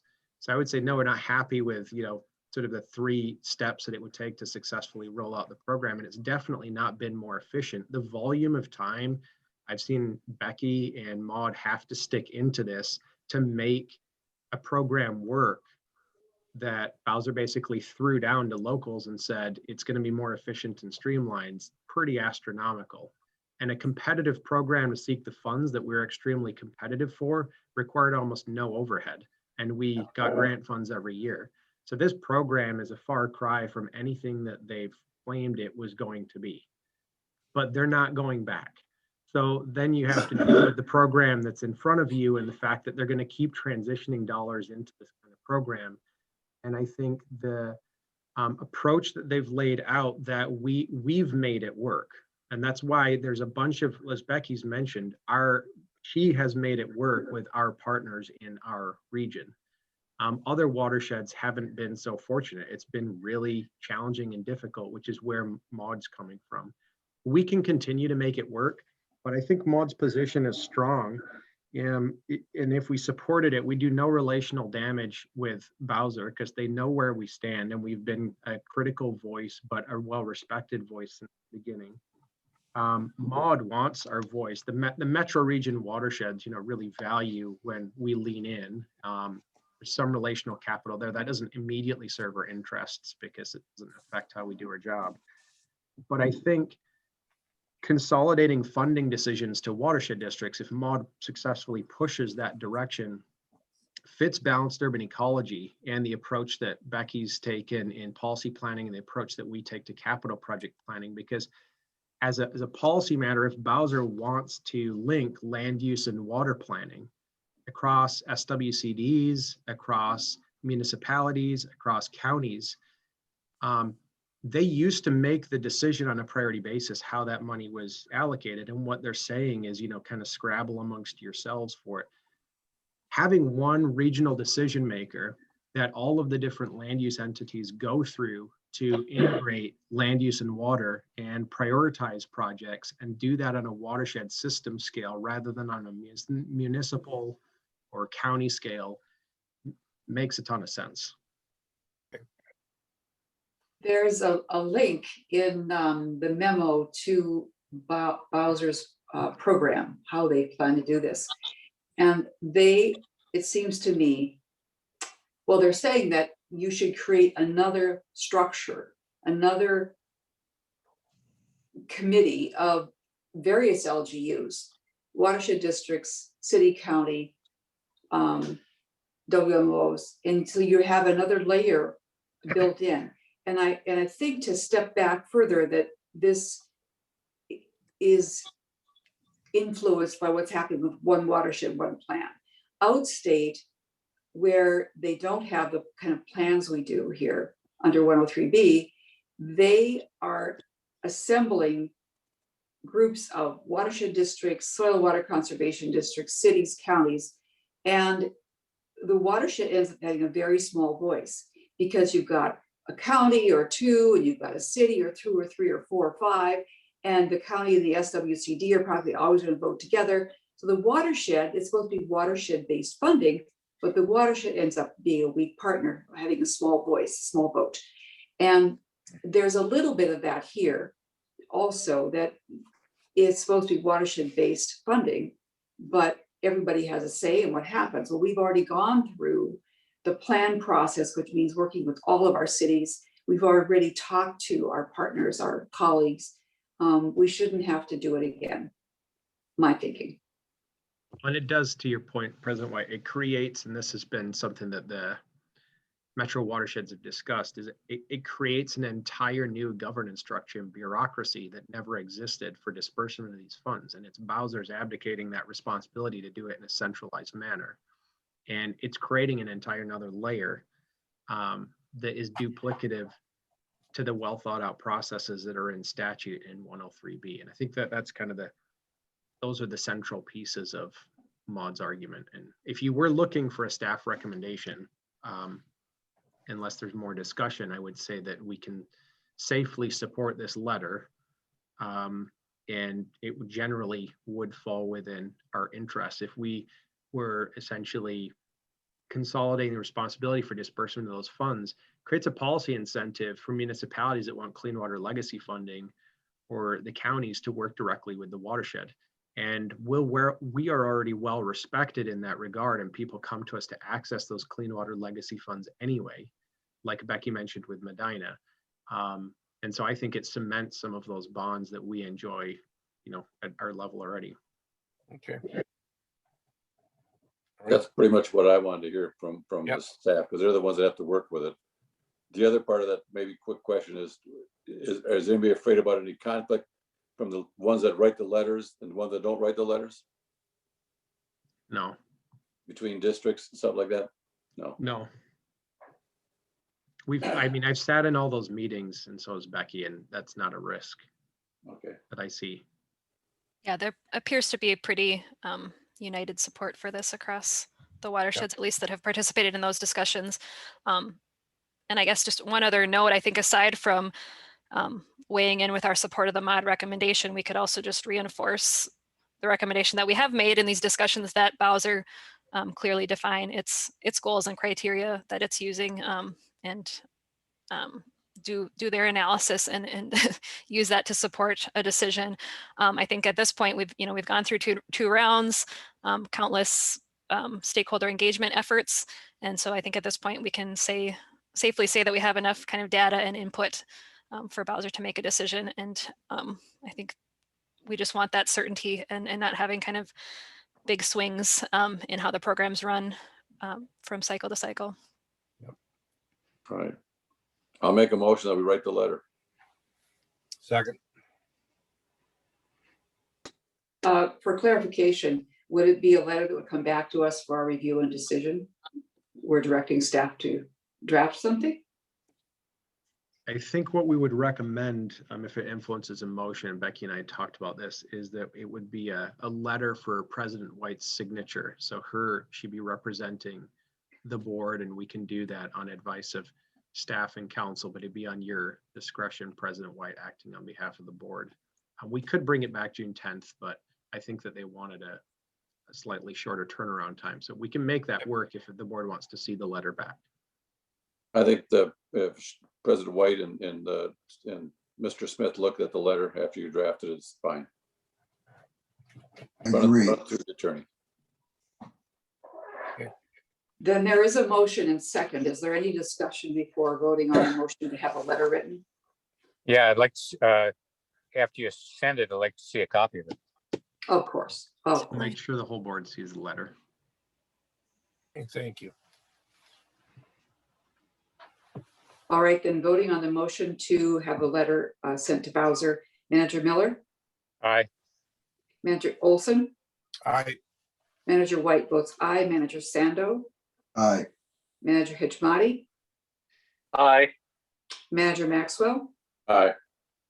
Motion carries. Thank you for the presentation and discussion. Appreciate it. Great. Thank you, managers.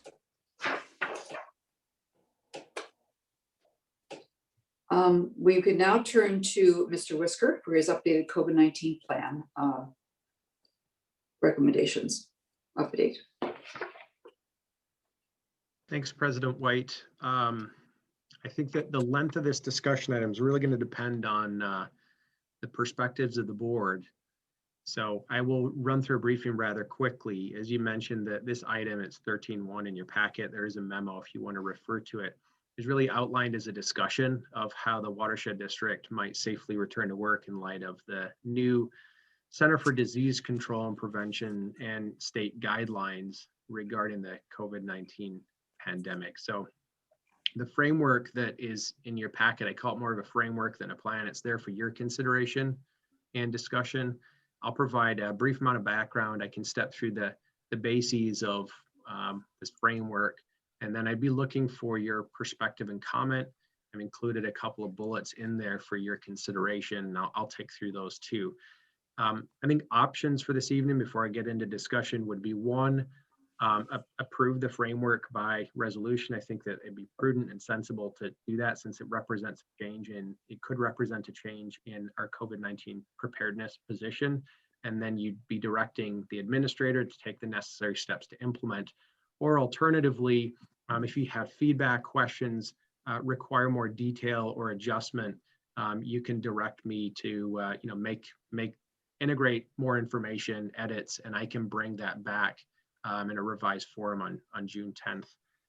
I think for background, everybody's probably pretty familiar, unless you live in a cave, because it's been all over the news and we're watching this stuff 24/7. But on May 6th, the governor issued an executive order for Minnesota outlining a 3-step plan to open Minnesota with July 1st as a target date for eliminating masking in our state and social distancing. And that was based on projections for vaccination rate for our state, based on when we might likely reach herd immunity projections or 70% vaccination status. But shortly after that, the CDC then issued new public health guidelines or recommendations stating a couple things. One, and most importantly, fully vaccinated people no longer need to wear masks or physically distance in any setting unless they're required to by some state, local, federal business regulation. And then second, fully vaccinated people they can refrain from testing and they do not need to quarantine. So immediately after that, the day after that, I think that May 13th must have been our last board meeting. The following day on Friday, May 14th, Governor Walz came back out and issued another executive order, bringing Minnesota into alignment with those federal guidelines and essentially eliminated masking requirements immediately. Over the weekend, and then since then, you've probably seen in the news a variety of businesses and different public agencies have followed suit, not universally. For example, the city of Minneapolis still has a masking ordinance. I was downtown recently and all the businesses are still requiring it, but there are a number of proximal communities to us, St. Louis Park, Edina, Hopkins, Wayzata, Minnetonka. They've all followed the CDC, followed the state, and are essentially fully open, no masks required. So that happened rather abruptly. I think it surprised a few people, including Governor Walz. And it did come as a little bit of a surprise to me. We were in the middle of a process of preparing more of an intentional back to work plan that had some phases to it. After spending 14 months at my house wearing a mask, the idea of immediately going right back into the office without a mask is something, maybe it's more of a mental transition than anything else. So we had been laying out, I think, more of a phased plan in line with where the governor's head was at when this news came out. And the back to work framework that's in your packet remains somewhat phased for, I think, a variety of obvious reasons, just giving people time and the organization time to transition. But the timelines and logistics have changed a bit based on the new CDC guidelines and what we heard from the board on May 13th, where I think a majority of you expressed an appetite during that meeting to return to in-person meetings instead of these Zoom meetings. So I've tried to keep things simple, but with enough directional detail for both staff to satisfy staff and the board as to how the particulars might work out. And in thinking about a back to work framework, we're obviously thinking about how does this affect the board? How does this affect staff? How does this affect our Citizens Advisory Committee? And how does this impact the public who want access to the district? So the way that I've framed things out in the memo is in a couple of different chunks with essentially effective dates. The first one would be contemplated effective June 1st. This is next week, next Tuesday, where the office would be open to the public. Has not been. That's not been an issue. We haven't had a single complaint in 14 months. We've remained extremely responsive and open for business, but we would open the facility back up to the public. We'd have the minimum staff presence required from permitting, from me, from Deb and operations to support that level of public access. We anticipate that's going to be pretty low because of 14 months of being closed and people finding alternative ways to do business. And our permitting portal is online, up and running, moving out of testing mode, and it's working. People are submitting their permits through that system, and that generates a lot of walk-in traffic. So that's sort of the open to public piece of it. Also, June 1st, we'd say staff are strongly encouraged to return to work in a hybrid capacity, 2 to 3 days a week, remote in an office, to start getting used to the idea of being back at work. I'm talking to program managers and staff and just knowing where we've been for 14 months. While masks aren't required at the state level, there seems to be consensus at the staff level that we want to require masks for the month of June, including in public and common areas and conference rooms and meetings, and get rid of the mask July 1st. Tied again to that original July 1st, 70% vaccination herd immunity status that Waltz had targeted, plus just to provide people a month to sort of equalize of being back in the office and around groups of people. We probably keep the break room closed during that time for eating. Planned meetings like with designers, partners, agencies, we'd still encourage those to remain digital. People have really gotten used to it. They're efficient, effective. And then we keep board meetings remote through the month of June as well. So that'd be phase one in June. July 1st, then, we would say fully vaccinated people in our building no longer need to wear a mask at our office. Unvaccinated people on an honor basis would be expected to wear a mask at our office. Staff would be encouraged, not required though, to share their vaccination status amongst them teams and human resources to create a comfort level. That's something that I've seen other places do. I've talked through with legal counsel. We'd make it clear that the vaccination status is shared with human resources and be treated as confidential. It would in no way be used to make any sort of employment decisions. So we'd be essentially eliminating masks for staff in the building and public at that time.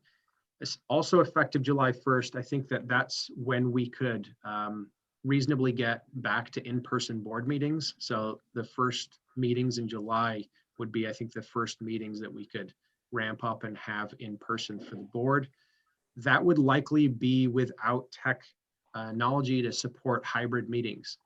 So that's one of your considerations as a group of board members, is if you want to get back to in-person meetings. I think the earliest staff's going to be ready to do that would be July, but it wouldn't be supporting hybrid meetings. We'd be all meeting in person. We'd be requiring, therefore, staff to attend those board meetings in person. Now, that's a clarification note for staff that are reading the framework. I think we'd have the potential for CAC meetings in person in the month of July, but we're dialoguing with them through the planning work that we're doing to see their comfort level on keeping remote meetings or jumping back and forth between hybrid and in person. And there seems to be a mixed bag of attitudes. And after the last CAC meeting, they had asked staff to issue them an online survey so that they could all weigh in. So I guess the jury's out on where the CAC might want to be, but if they all wanted to be in person, I think that we could accommodate that in July. On a staff basis, while we're encouraging people back into the office in June and July, and they're going to be minimum presence required to serve the public, minimum presence required to staff and manage board meetings, we'd look out to September.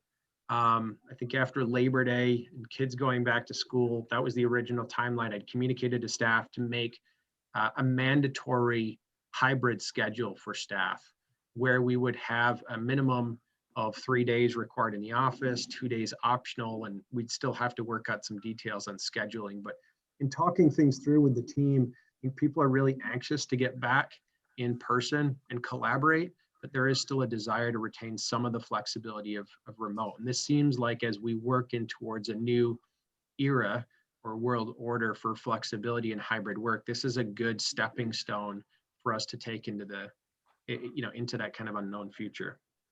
There's a bunch of things I listed in the framework that would not be changing that I'll rattle through here quickly. There's the basic things. If there's a confirmed case of COVID at the district, we have unvaccinated employees, they would be required to quarantine per CDC guidelines. If you're sick, doesn't matter who you are, but I've listed here board, CAC, and staff, you should stay at home. And if you're staff, you should stay at home, contact your manager, and use your paid sick leave. Staff that have had close contact with confirmed case of COVID, we want them to talk to their manager, HR, figure out next steps, because of course those differ under CDC guidelines based on whether you've been vaccinated or not. And then as an organization, of course, we're just going to keep an eye on the data. I've read a number of articles recently, some really good ones that I might circulate to the board that have looked through the CDC data, and they're showing, ridiculously high effectiveness against all the new variants, including some of the variants from India. So there's a lot of reason to be optimistic, but we're going to continue monitoring recommendations from the CDC, Minnesota Department of Health, and just the overall numbers, and we'll make adjustments as needed in response to any new information that starts to trickle out. So those would be the basic brushstrokes. I think some things to think about that I flagged in the memo and I've ticked through as we talk here is the CDC is saying that fully vaccinated people don't need to wear a mask or physically distance. We've got a rollout plan for that. There's no social distancing or capacity limitations that we've worked into the framework. We're kind of finding a middle ground with CDC guidelines. So we'd be, that's something to think about. I've made some comments in the framework about hybrid work. I think it's going to be really good and healthy for our organization to embrace hybrid work. We've made it work. We've made remote work for a year, and we were pretty successful when we're in the office. And I think we want to continue to find ways to optimize the trade-offs between remote work and in-office work so that we can maximize productivity, organizational resilience, effectiveness, and still be a place that is fun to work, where we can recruit and retain high quality talent. Also, I think long-term hybrid work is going to provide the opportunity for us to keep leveraging national talent. If you think about some of the Zoom meetings you've had, you might not have known, but Amy Shahar and others on the HDR team have facilitated, I think, pretty engaging meetings with the city council, with the board for 325 from New Orleans. And so she did a great job for us, but she probably wouldn't have traveled up here to do that. So I think moving the organization towards hybrid will have some long-term payoffs, and it's just the way the industry's going. I think the final consideration would be a more practical consideration is we have a joint meeting coming up on June 17th with Hopkins City Council, and you'll need to state your preference. I think Mike is probably tracking towards planning for in-person, because Hopkins is in person, but they have hybrid technology. So letting them know that at least for that meeting, we want to make sure that that's an option for managers. So that might not be a critical decision for you, but it's something to think about. The last thing that I'll say before I frame a few questions is in terms of getting to hybrid board meeting or hybrid in the office, Alex has done some initial research in a hurry, and we've got some very coarse numbers, and we've done some walkthroughs, looked at our technology gaps, and have a rough understanding of what it's going to take for the boardroom, which is a little bit different than the conference rooms. But on a boardroom basis, to get solutions integrated into our existing camera and microphone and TV system setup, I'm going to actually be able to run hybrid meetings where you've got people in person and remote, and everybody can hear each other and it's seamless. We're looking at somewhere between $15,000 and $20,000 ballpark of investment. We might need to think about how those meetings are driven. Somebody needs to actually run those meetings through, driving a laptop and managing the feed and those sorts of things. On a conference room basis, we have 3 major conference rooms. We've priced those out. They're a little bit cheaper based on the existing technology that we have. Those will be around $9,000 per conference room. I think in terms of how long it might take, we'd probably be looking at 2 months. I would say inside timeline. Alex gave me a little bit more of an aggressive timeline, but just being realistic, it might be a little bit further out. And I guess my overall message there is it's within reach and worth pursuing, but if you want to get back to meetings in like July or August, I don't think we'd be prepared for hybrid meetings. And there's some other smaller things with 365 firewall replacement, upgrading our wireless that we'd want to do to support that environment. But the major ones are actually changing how the rooms work. So for questions, I'm wondering, the brass tacks is the board comfortable returning to in-person meetings, masks not required for fully vaccinated people, and no social distancing in July? That's one for you.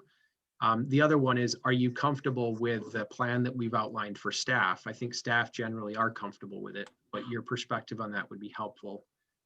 And then third would be, are you comfortable and understanding that ramping up the hybrid technology, I would recommend take place over time intentionally, and that we work alongside legal counsel and IT to figure out how we might implement that while meeting open meeting law requirements and making that a smooth transition rather than throwing it at the wall and it not really working quite right. So those would be my 3 sort of basic questions for the details that I've outlined for you. James, number one would be comfortable going back in July. And then quick question, what is the Hopkins meeting on June 17th? What does that consist of? Yeah, so good question, Manager Sando. Thank you, first of all, for kind of your roll call straw poll on getting back to in-person meetings. The meeting on June 17th is a joint meeting between the Hopkins City Council and the Watershed District Board of Managers to review a suite of finalist developers for the 325 Blake Road site. So you'd be receiving information about those developers and trying to work with the Hopkins City Council during that meeting to make a decision on who the developer is that we wish to work with. And do you anticipate that meeting would start approximately 7 o'clock in the evening? Mike, if you're on the line, you got a meeting start time? We do not have that set yet, but Manager Sando and managers, it likely would have to be a little earlier because the number of finalists recommended in order to interview each or allow the joint board council to interview each and then provide some time for deliberations. I would say it may be a closer start time, and Kirsten and I at the city have talked about a 5 or 5:30 start time to allow for that. But there's some flexibility there. And then again, to James's point, determining whether in-person or hybrid is necessary is also a consideration that I did actually send her a note today requesting confirmation the city could host and provide those capabilities. Thank you very much.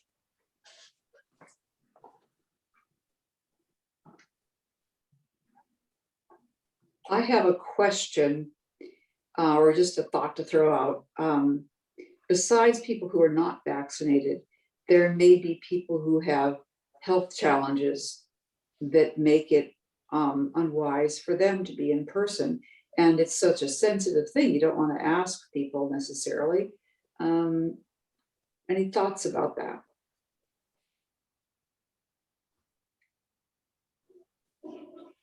Could you remind me the part of the question where you're folding in vaccination? Oh, status? so non-vax, well, forget that, just forget that. Okay. My point is, there may be people with health challenges that make them particularly susceptible or at risk.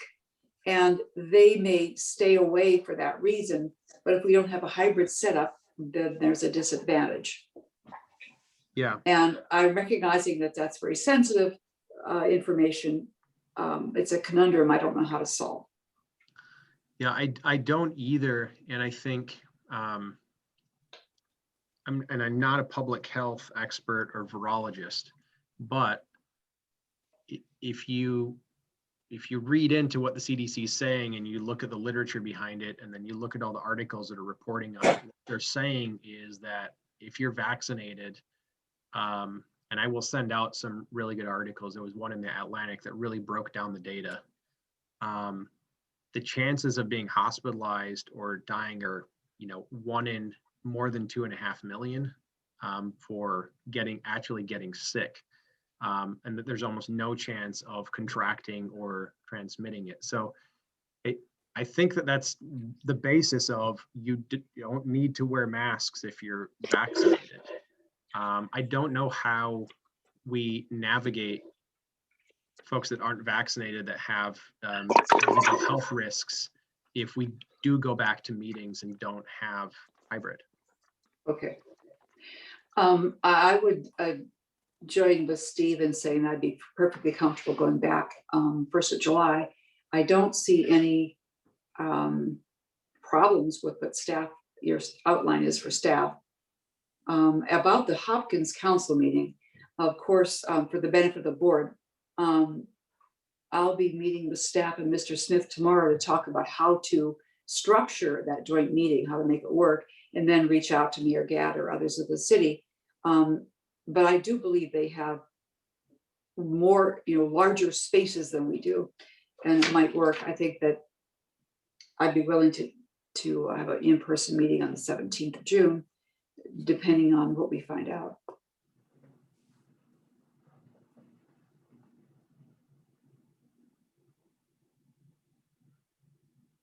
Just the input, I'm also comfortable with an in-person meeting on June 17th.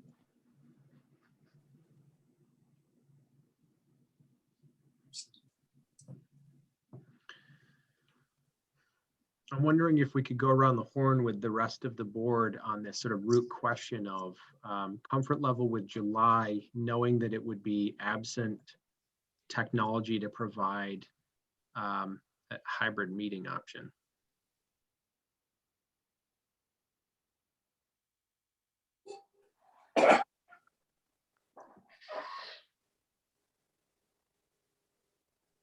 Olson supports July going back for board meetings. And I also support the hybrid work option because that's not going away in business or in our world. So for the employees.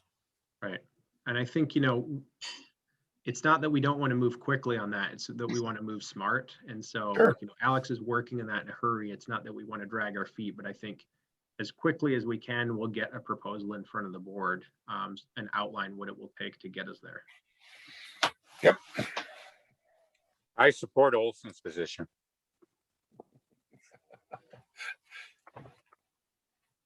Gene's comfortable with either one. It makes no difference to me, I guess.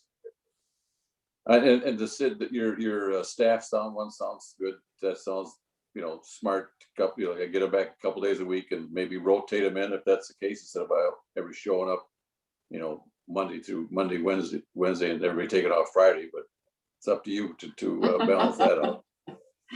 I work Saturday, Sunday, so I'm taking Friday off, Gene. Yeah. So, but and the 17th, I think the city's probably got enough room if they want to. You know, if somebody's uncomfortable, there's enough room in there to separate. They could probably we can move some chairs around, some other stuff if somebody wants to be separated or isolated. Plus, they have the technology, the bigger screens, I think, to if somebody doesn't want to come, they can still do it overhead.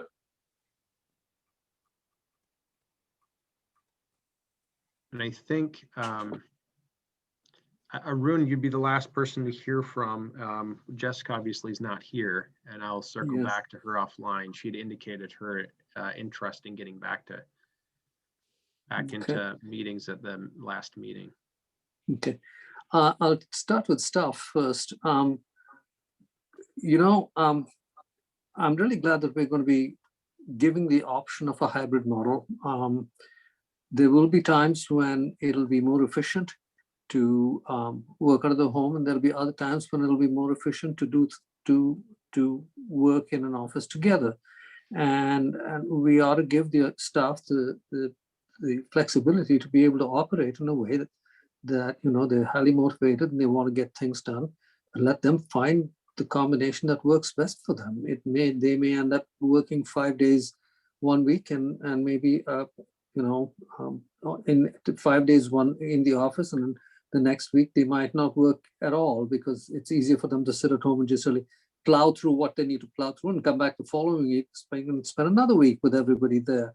And we ought to give them the flexibility to get done what they need to in a way that's efficient, and trust that they will know how to do that. And so I don't have a problem with saying 2 days on, 3 days off, however, but I would also want to give them the option of deciding how to do that. So for example, also in terms of, you know, someone's got a sick child at home and, you know, they can work from home and manage the child. Give them the option of being able to do that. If there's a snowstorm and they're putting themselves in danger by driving out, let them have the option of saying, okay, today I'm going to work from home. Right. You know, we have to give them the flexibility. We have to assume that they are smart enough and dedicated enough to know how to use that. And so I would like to give them the option of being able to do that in a way that works best, and trust that they will do a great job. Yeah. And that would be sort of for the staff. That's where that's the direction that I would go. For the board meetings, I also want to be sensitive to the public. Sometimes the public wants to be able to look us in the face and look us in the eye and talk to us. And so I want to give them the option of coming in and looking us in the eye and saying something to us if they want to, looking at each one of us and talking to us.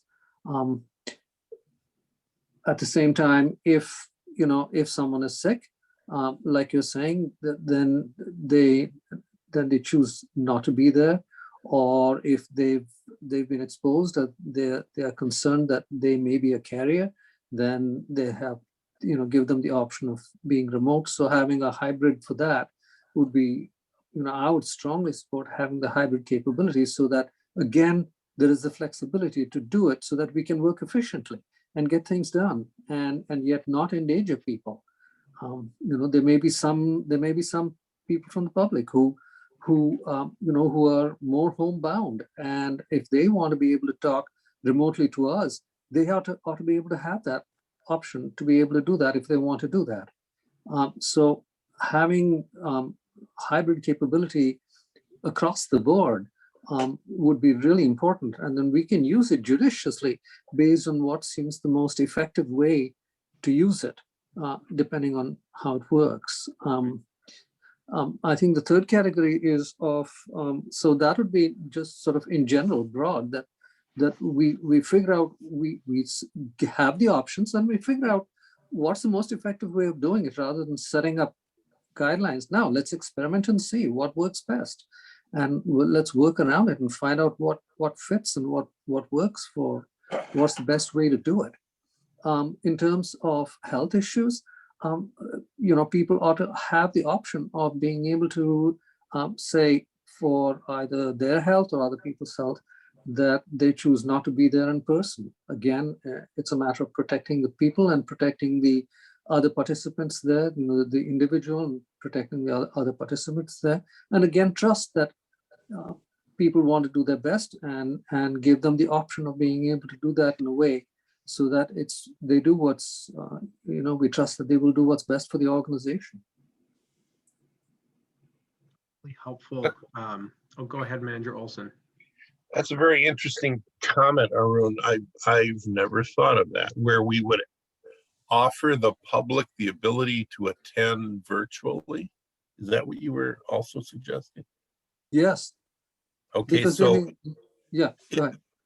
Because the public theoretically can eventually see our meeting because we keep it on record. But I would like to ask Lewis Smith, is there a conflict for any public person to attend our meetings virtually? Madam President, Manager Olson, first, there is an advisory opinion interpreting the open meeting law to provide that the board, if it chooses to hold its meetings in public, it cannot restrict attendance by members of the public to that meeting physically. So you couldn't say, due to COVID, we're only going to keep 30 people in our room, in our meeting room. Mm-hmm. You have to accommodate any member of the public that wants to come. Okay. But so that's one thing that's there. Secondly, I don't think there is any issue about accommodating requests to attend the meeting virtually or provide comments during some kind of session virtually, so long as you feel you have the equipment to accommodate that without disrupting your meeting. Okay. And for that matter, you may wish to have consultants from New Orleans or from wherever come in by virtue of virtual attendance. Okay. So if we were sitting at the dais and I had my screen up and I could see 12 members of the public online watching our, seeing what our camera sees and picking up what we're saying, then they could raise their hands and it'd be up to James to marshal, or some staff member to marshal, who would be able to, ask a question, whether it's an appropriate thing to ask, or to type back, no questions are being taken at this time, or that kind of an interaction. So it'd be all right for them to actually attend that way. That's very interesting. Yeah, Lewis, did you have another follow-up to that? Because I wanted to respond to Manager Hejmati and Manager Olson, but you're on the floor. The last piece I would offer is there are all kinds of practical and logistical issues. You know, in the past, the board has considered, this is before COVID, whether or not you wanted your meetings to be, you know, basically cable cast. Yep. Live or on YouTube Live. And I don't, you know, I think generally you've avoided that, but you've recorded the meetings and they're available in some fashion. So those are logistic issues and some amount of discretion about how you want your meetings to be managed. There's no legal obstacle. There's a lot of legal constraints about whether the board is going to try to meet under non-pandemic conditions using interactive video. There's some specific requirements to that. And otherwise, there's not a legal reason to have an in-person board meeting, but accommodate requests for people to dial in virtually. Okay. Wow. Right. And Manager Olson, I mean, that if we go the route of this June 17th meeting with Hopkins being a mixture of in-person and hybrid, you'll see how it works. Because I participated in one of their council meetings where their council were in their chairs, and there are members of the public in the chairs, there are members of the public on TV, and their assistant operations manager is managing the feed and putting it on the screens and sharing the screens and managing the comments. So it is a logistical feat that requires some overhead. It's doable. I think my thinking, and the reason I framed the question, you know, pretty succinctly around, are you willing to get to in-person meetings and hybrids? That's going to take some time to figure out. And I think that we should think about it intentionally. To Manager Hejmati's point of it sounds great in principle. I think that we should probably have some policy sideboards around it. For example, do you have any, and I don't want these answered today, but do you have any perspective one way or the other on if staff are never in person? And are the board coming and going? I mean, is the meeting pure hybrid where any member of the public, board, or staff, based on how they feel that day and situations that are going on, could be on a screen or in person?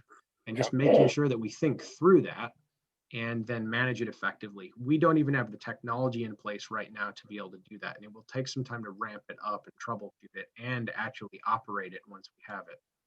And that's why I asked the question, because if that's where you'd like to start, we're going to be remote until we spin up that technology and actually test drive it and know that it works. And discuss how the meets and bounds for staff, board, and public. Okay. The only other thing that I'd respond to on Manager Hejmati is I appreciate the feedback. We've discussed this concept of sort of raw flexibility with staff, and I like that on sort of all aspects. We've tried to go the direction as an organization of giving our employees all the resources they need and eliminating all the excuses they need, frankly, from a management perspective to succeed. And then evaluate results and outputs. And that's how you manage a high performance organization. One of the things that we're trying to do, and we've talked about in this 3-2 split, is some people also just want some minimum guidelines from management. And we'd thought about rolling back from pure remote to pure hybrid, is that we want to have some structured collaborative time where it's not just random particles bumping into each other in the night. We want to get, for cultural collaborative purposes, some face time. We are by nature a flexible organization. So all the things that you suggested we might want to build in were happening pre-pandemic, when we required, quote unquote, required people to be in office 5 days a week. If they had a sick kid, needed to work remote, you know, we were providing that flexibility. So I think all we're trying to do is create some general guidelines to encourage people back into the office and create a little bit of structure for how people can interact as we work our way towards, like you said, through trial and error, towards a longer term sustainable solution, knowing that hybrid isn't going away.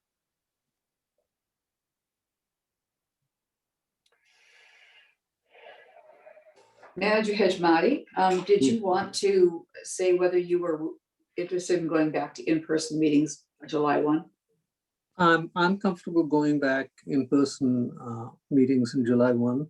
And I'm going to be, just to let the rest of the managers know, I'm going to be facing some surgeries over the next year, dental surgeries, and I may have to be super careful about how much I'm willing to be out in the public, and so I may choose to either join hybrid or simply absent myself from some of the meetings, and just letting people know that that may be some things that I may choose to do.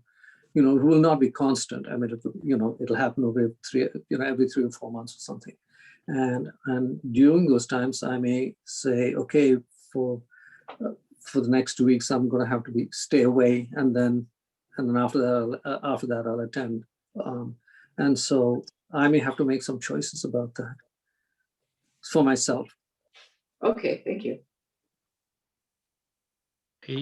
I got a fairly decent bead on staff, but I'm wondering, we have Chris and Lewis attend our meeting, so I wondered if we might hear what their perspectives are. I can jump in, James, Chair White. Stantec is a Canadian firm, and so we are learning as a Canadian firm, they are behind as far as COVID vaccinations and opening up the offices. So we are a tad bit behind in our offices as far as opening up, so a little bit behind the US. We are actively planning for a more active entrance into the office right now, but currently we're a little bit farther out into August and September at what time those offices will start to open. So it's been an interesting process as people start to open up and have masks and want to return to the office, but we're just a tad bit behind. At least I think we're a little unique in that perspective. And Chris, does that mean Stantec's policies would limit or preclude you or personal preference from attending our meetings? Oh, okay. No, and they are not limiting your ability to interact with clients. It's more our internal office staff and office locations really holding back a little bit on that part of it. Thanks. Mm-hmm. If the question is in-person meetings July 1st, that's great. The world headquarters of Smith Partners is moving tomorrow. And we'll have all of our employees in the US vaccinated, already vaccinated, and ready to meet with clients at your request. I guess that it would be inappropriate at this point to talk about Buy America.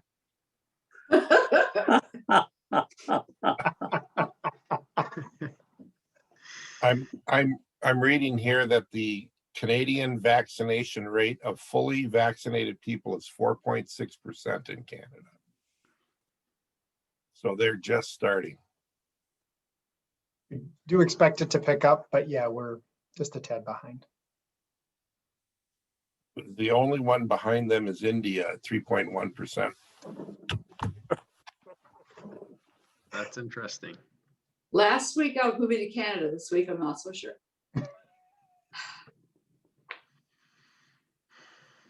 Was there a third question, James, that we haven't answered yet? Or no, there were the 17th, the 1st, and staff. Okay.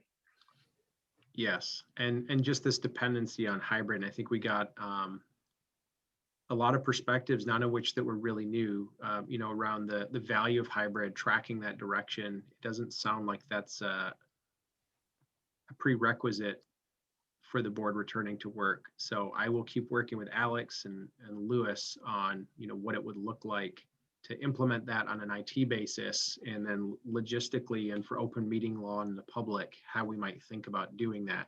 And you can expect that to come back in front of the board in short order. Thank you. Well, we still have the administrator's report. Right, and I would just say, I think if there are no questions or big modifications, it would be helpful, I talked to Lewis about this, to have a simple motion, essentially proving the framework and directing me to implement it, so that we have that on the record, that this is our official break point in beginning to return to work and separating from our COVID preparedness plan that was on the books. Thank you. Is there a motion to that effect? Maxwell moves. Thank you. Is there a second? Steve Sando seconds. Thank you. Is there anything else people want to say before we vote? Manager Hijmati, Aye. Manager Miller, Aye.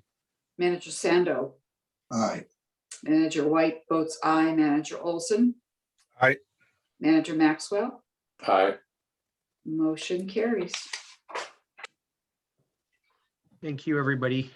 We'll move right into the administrator's report. It's 9:35. I'll keep it brief.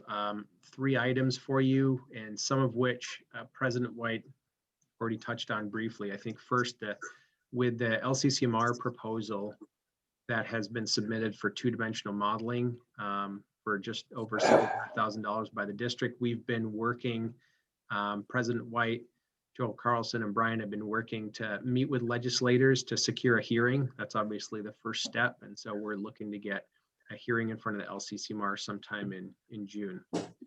We'll keep you posted. I think that those meetings have all gone extremely well. 325 Blake Road, President White mentioned, and we talked about through the budget and just now with the COVID conversation, that the development liaisons had met this week to interview developers and have discussion with the city council liaisons. That work is going to track towards this joint city council and watershed board meeting for a decision on the finalists on June 17th. And that will mark a point of ramping up for our board design liaisons. They are slated to meet next week with staff to initiate their side of the work. And I guess because we're approaching a little bit of a junction point, I just wanted to say again, thank you to President White, Manager Maxwell, and Manager Hijmati. They've dedicated a pretty extraordinary amount of time without delineating here. It's been sizable, but I think it's made a huge difference in the quality of process. I've heard that from Mike and Gabe. We've seen it in the quality of the conversations that we're having with the city. So I think their hard work's going to pay off, and ultimately the quality of the decision making that's going to be in front of the full board. When that information comes in front of you, I think you're going to have all the facts you need to make a quality decision. So a big thank you to them for all the extra hours they've put in. And then finally on water levels, it remains pretty dry, but we do have some water in the creek. The dam was opened on May 14th. And of course, because we've had less than normal rain, it's been discharging the minimal allowed discharge. That's being done in an effort to retain obviously water on the Minnetonka and just prolong Minnehaha Creek base flow in case the totals over time remain low. We want to keep water in the creek and the biology alive. So the dam discharge is at 20 CFS. Currently, Lake Minnetonka's water level is at 929.28. It's still 1.4 inches below OHW of 929.4. We have had some rain, and so even though the dam discharge is low at 20 CFS, down at Hiawatha, we're flowing at 115. So that inch of rain that we had, you can see the difference already in creek flows down at Hiawatha. We'll be reassessing both the lake level and dam discharge to determine if there's any adjustments needed based on the 7-day forecast, which is still predicting pretty minimal rain. It looks like beautiful weather, mid-70s and sunny, but fairly dry. So I guess that would conclude the administrator's report and a brief weather report as well. Thank you. Any questions for Mr. Whisker? Thank you, everyone, for hanging in this long meeting. We are adjourned. Good evening. Thank you. Bye-bye, everyone. Good night, everybody. Thank you. Have a good one, everyone. Good night.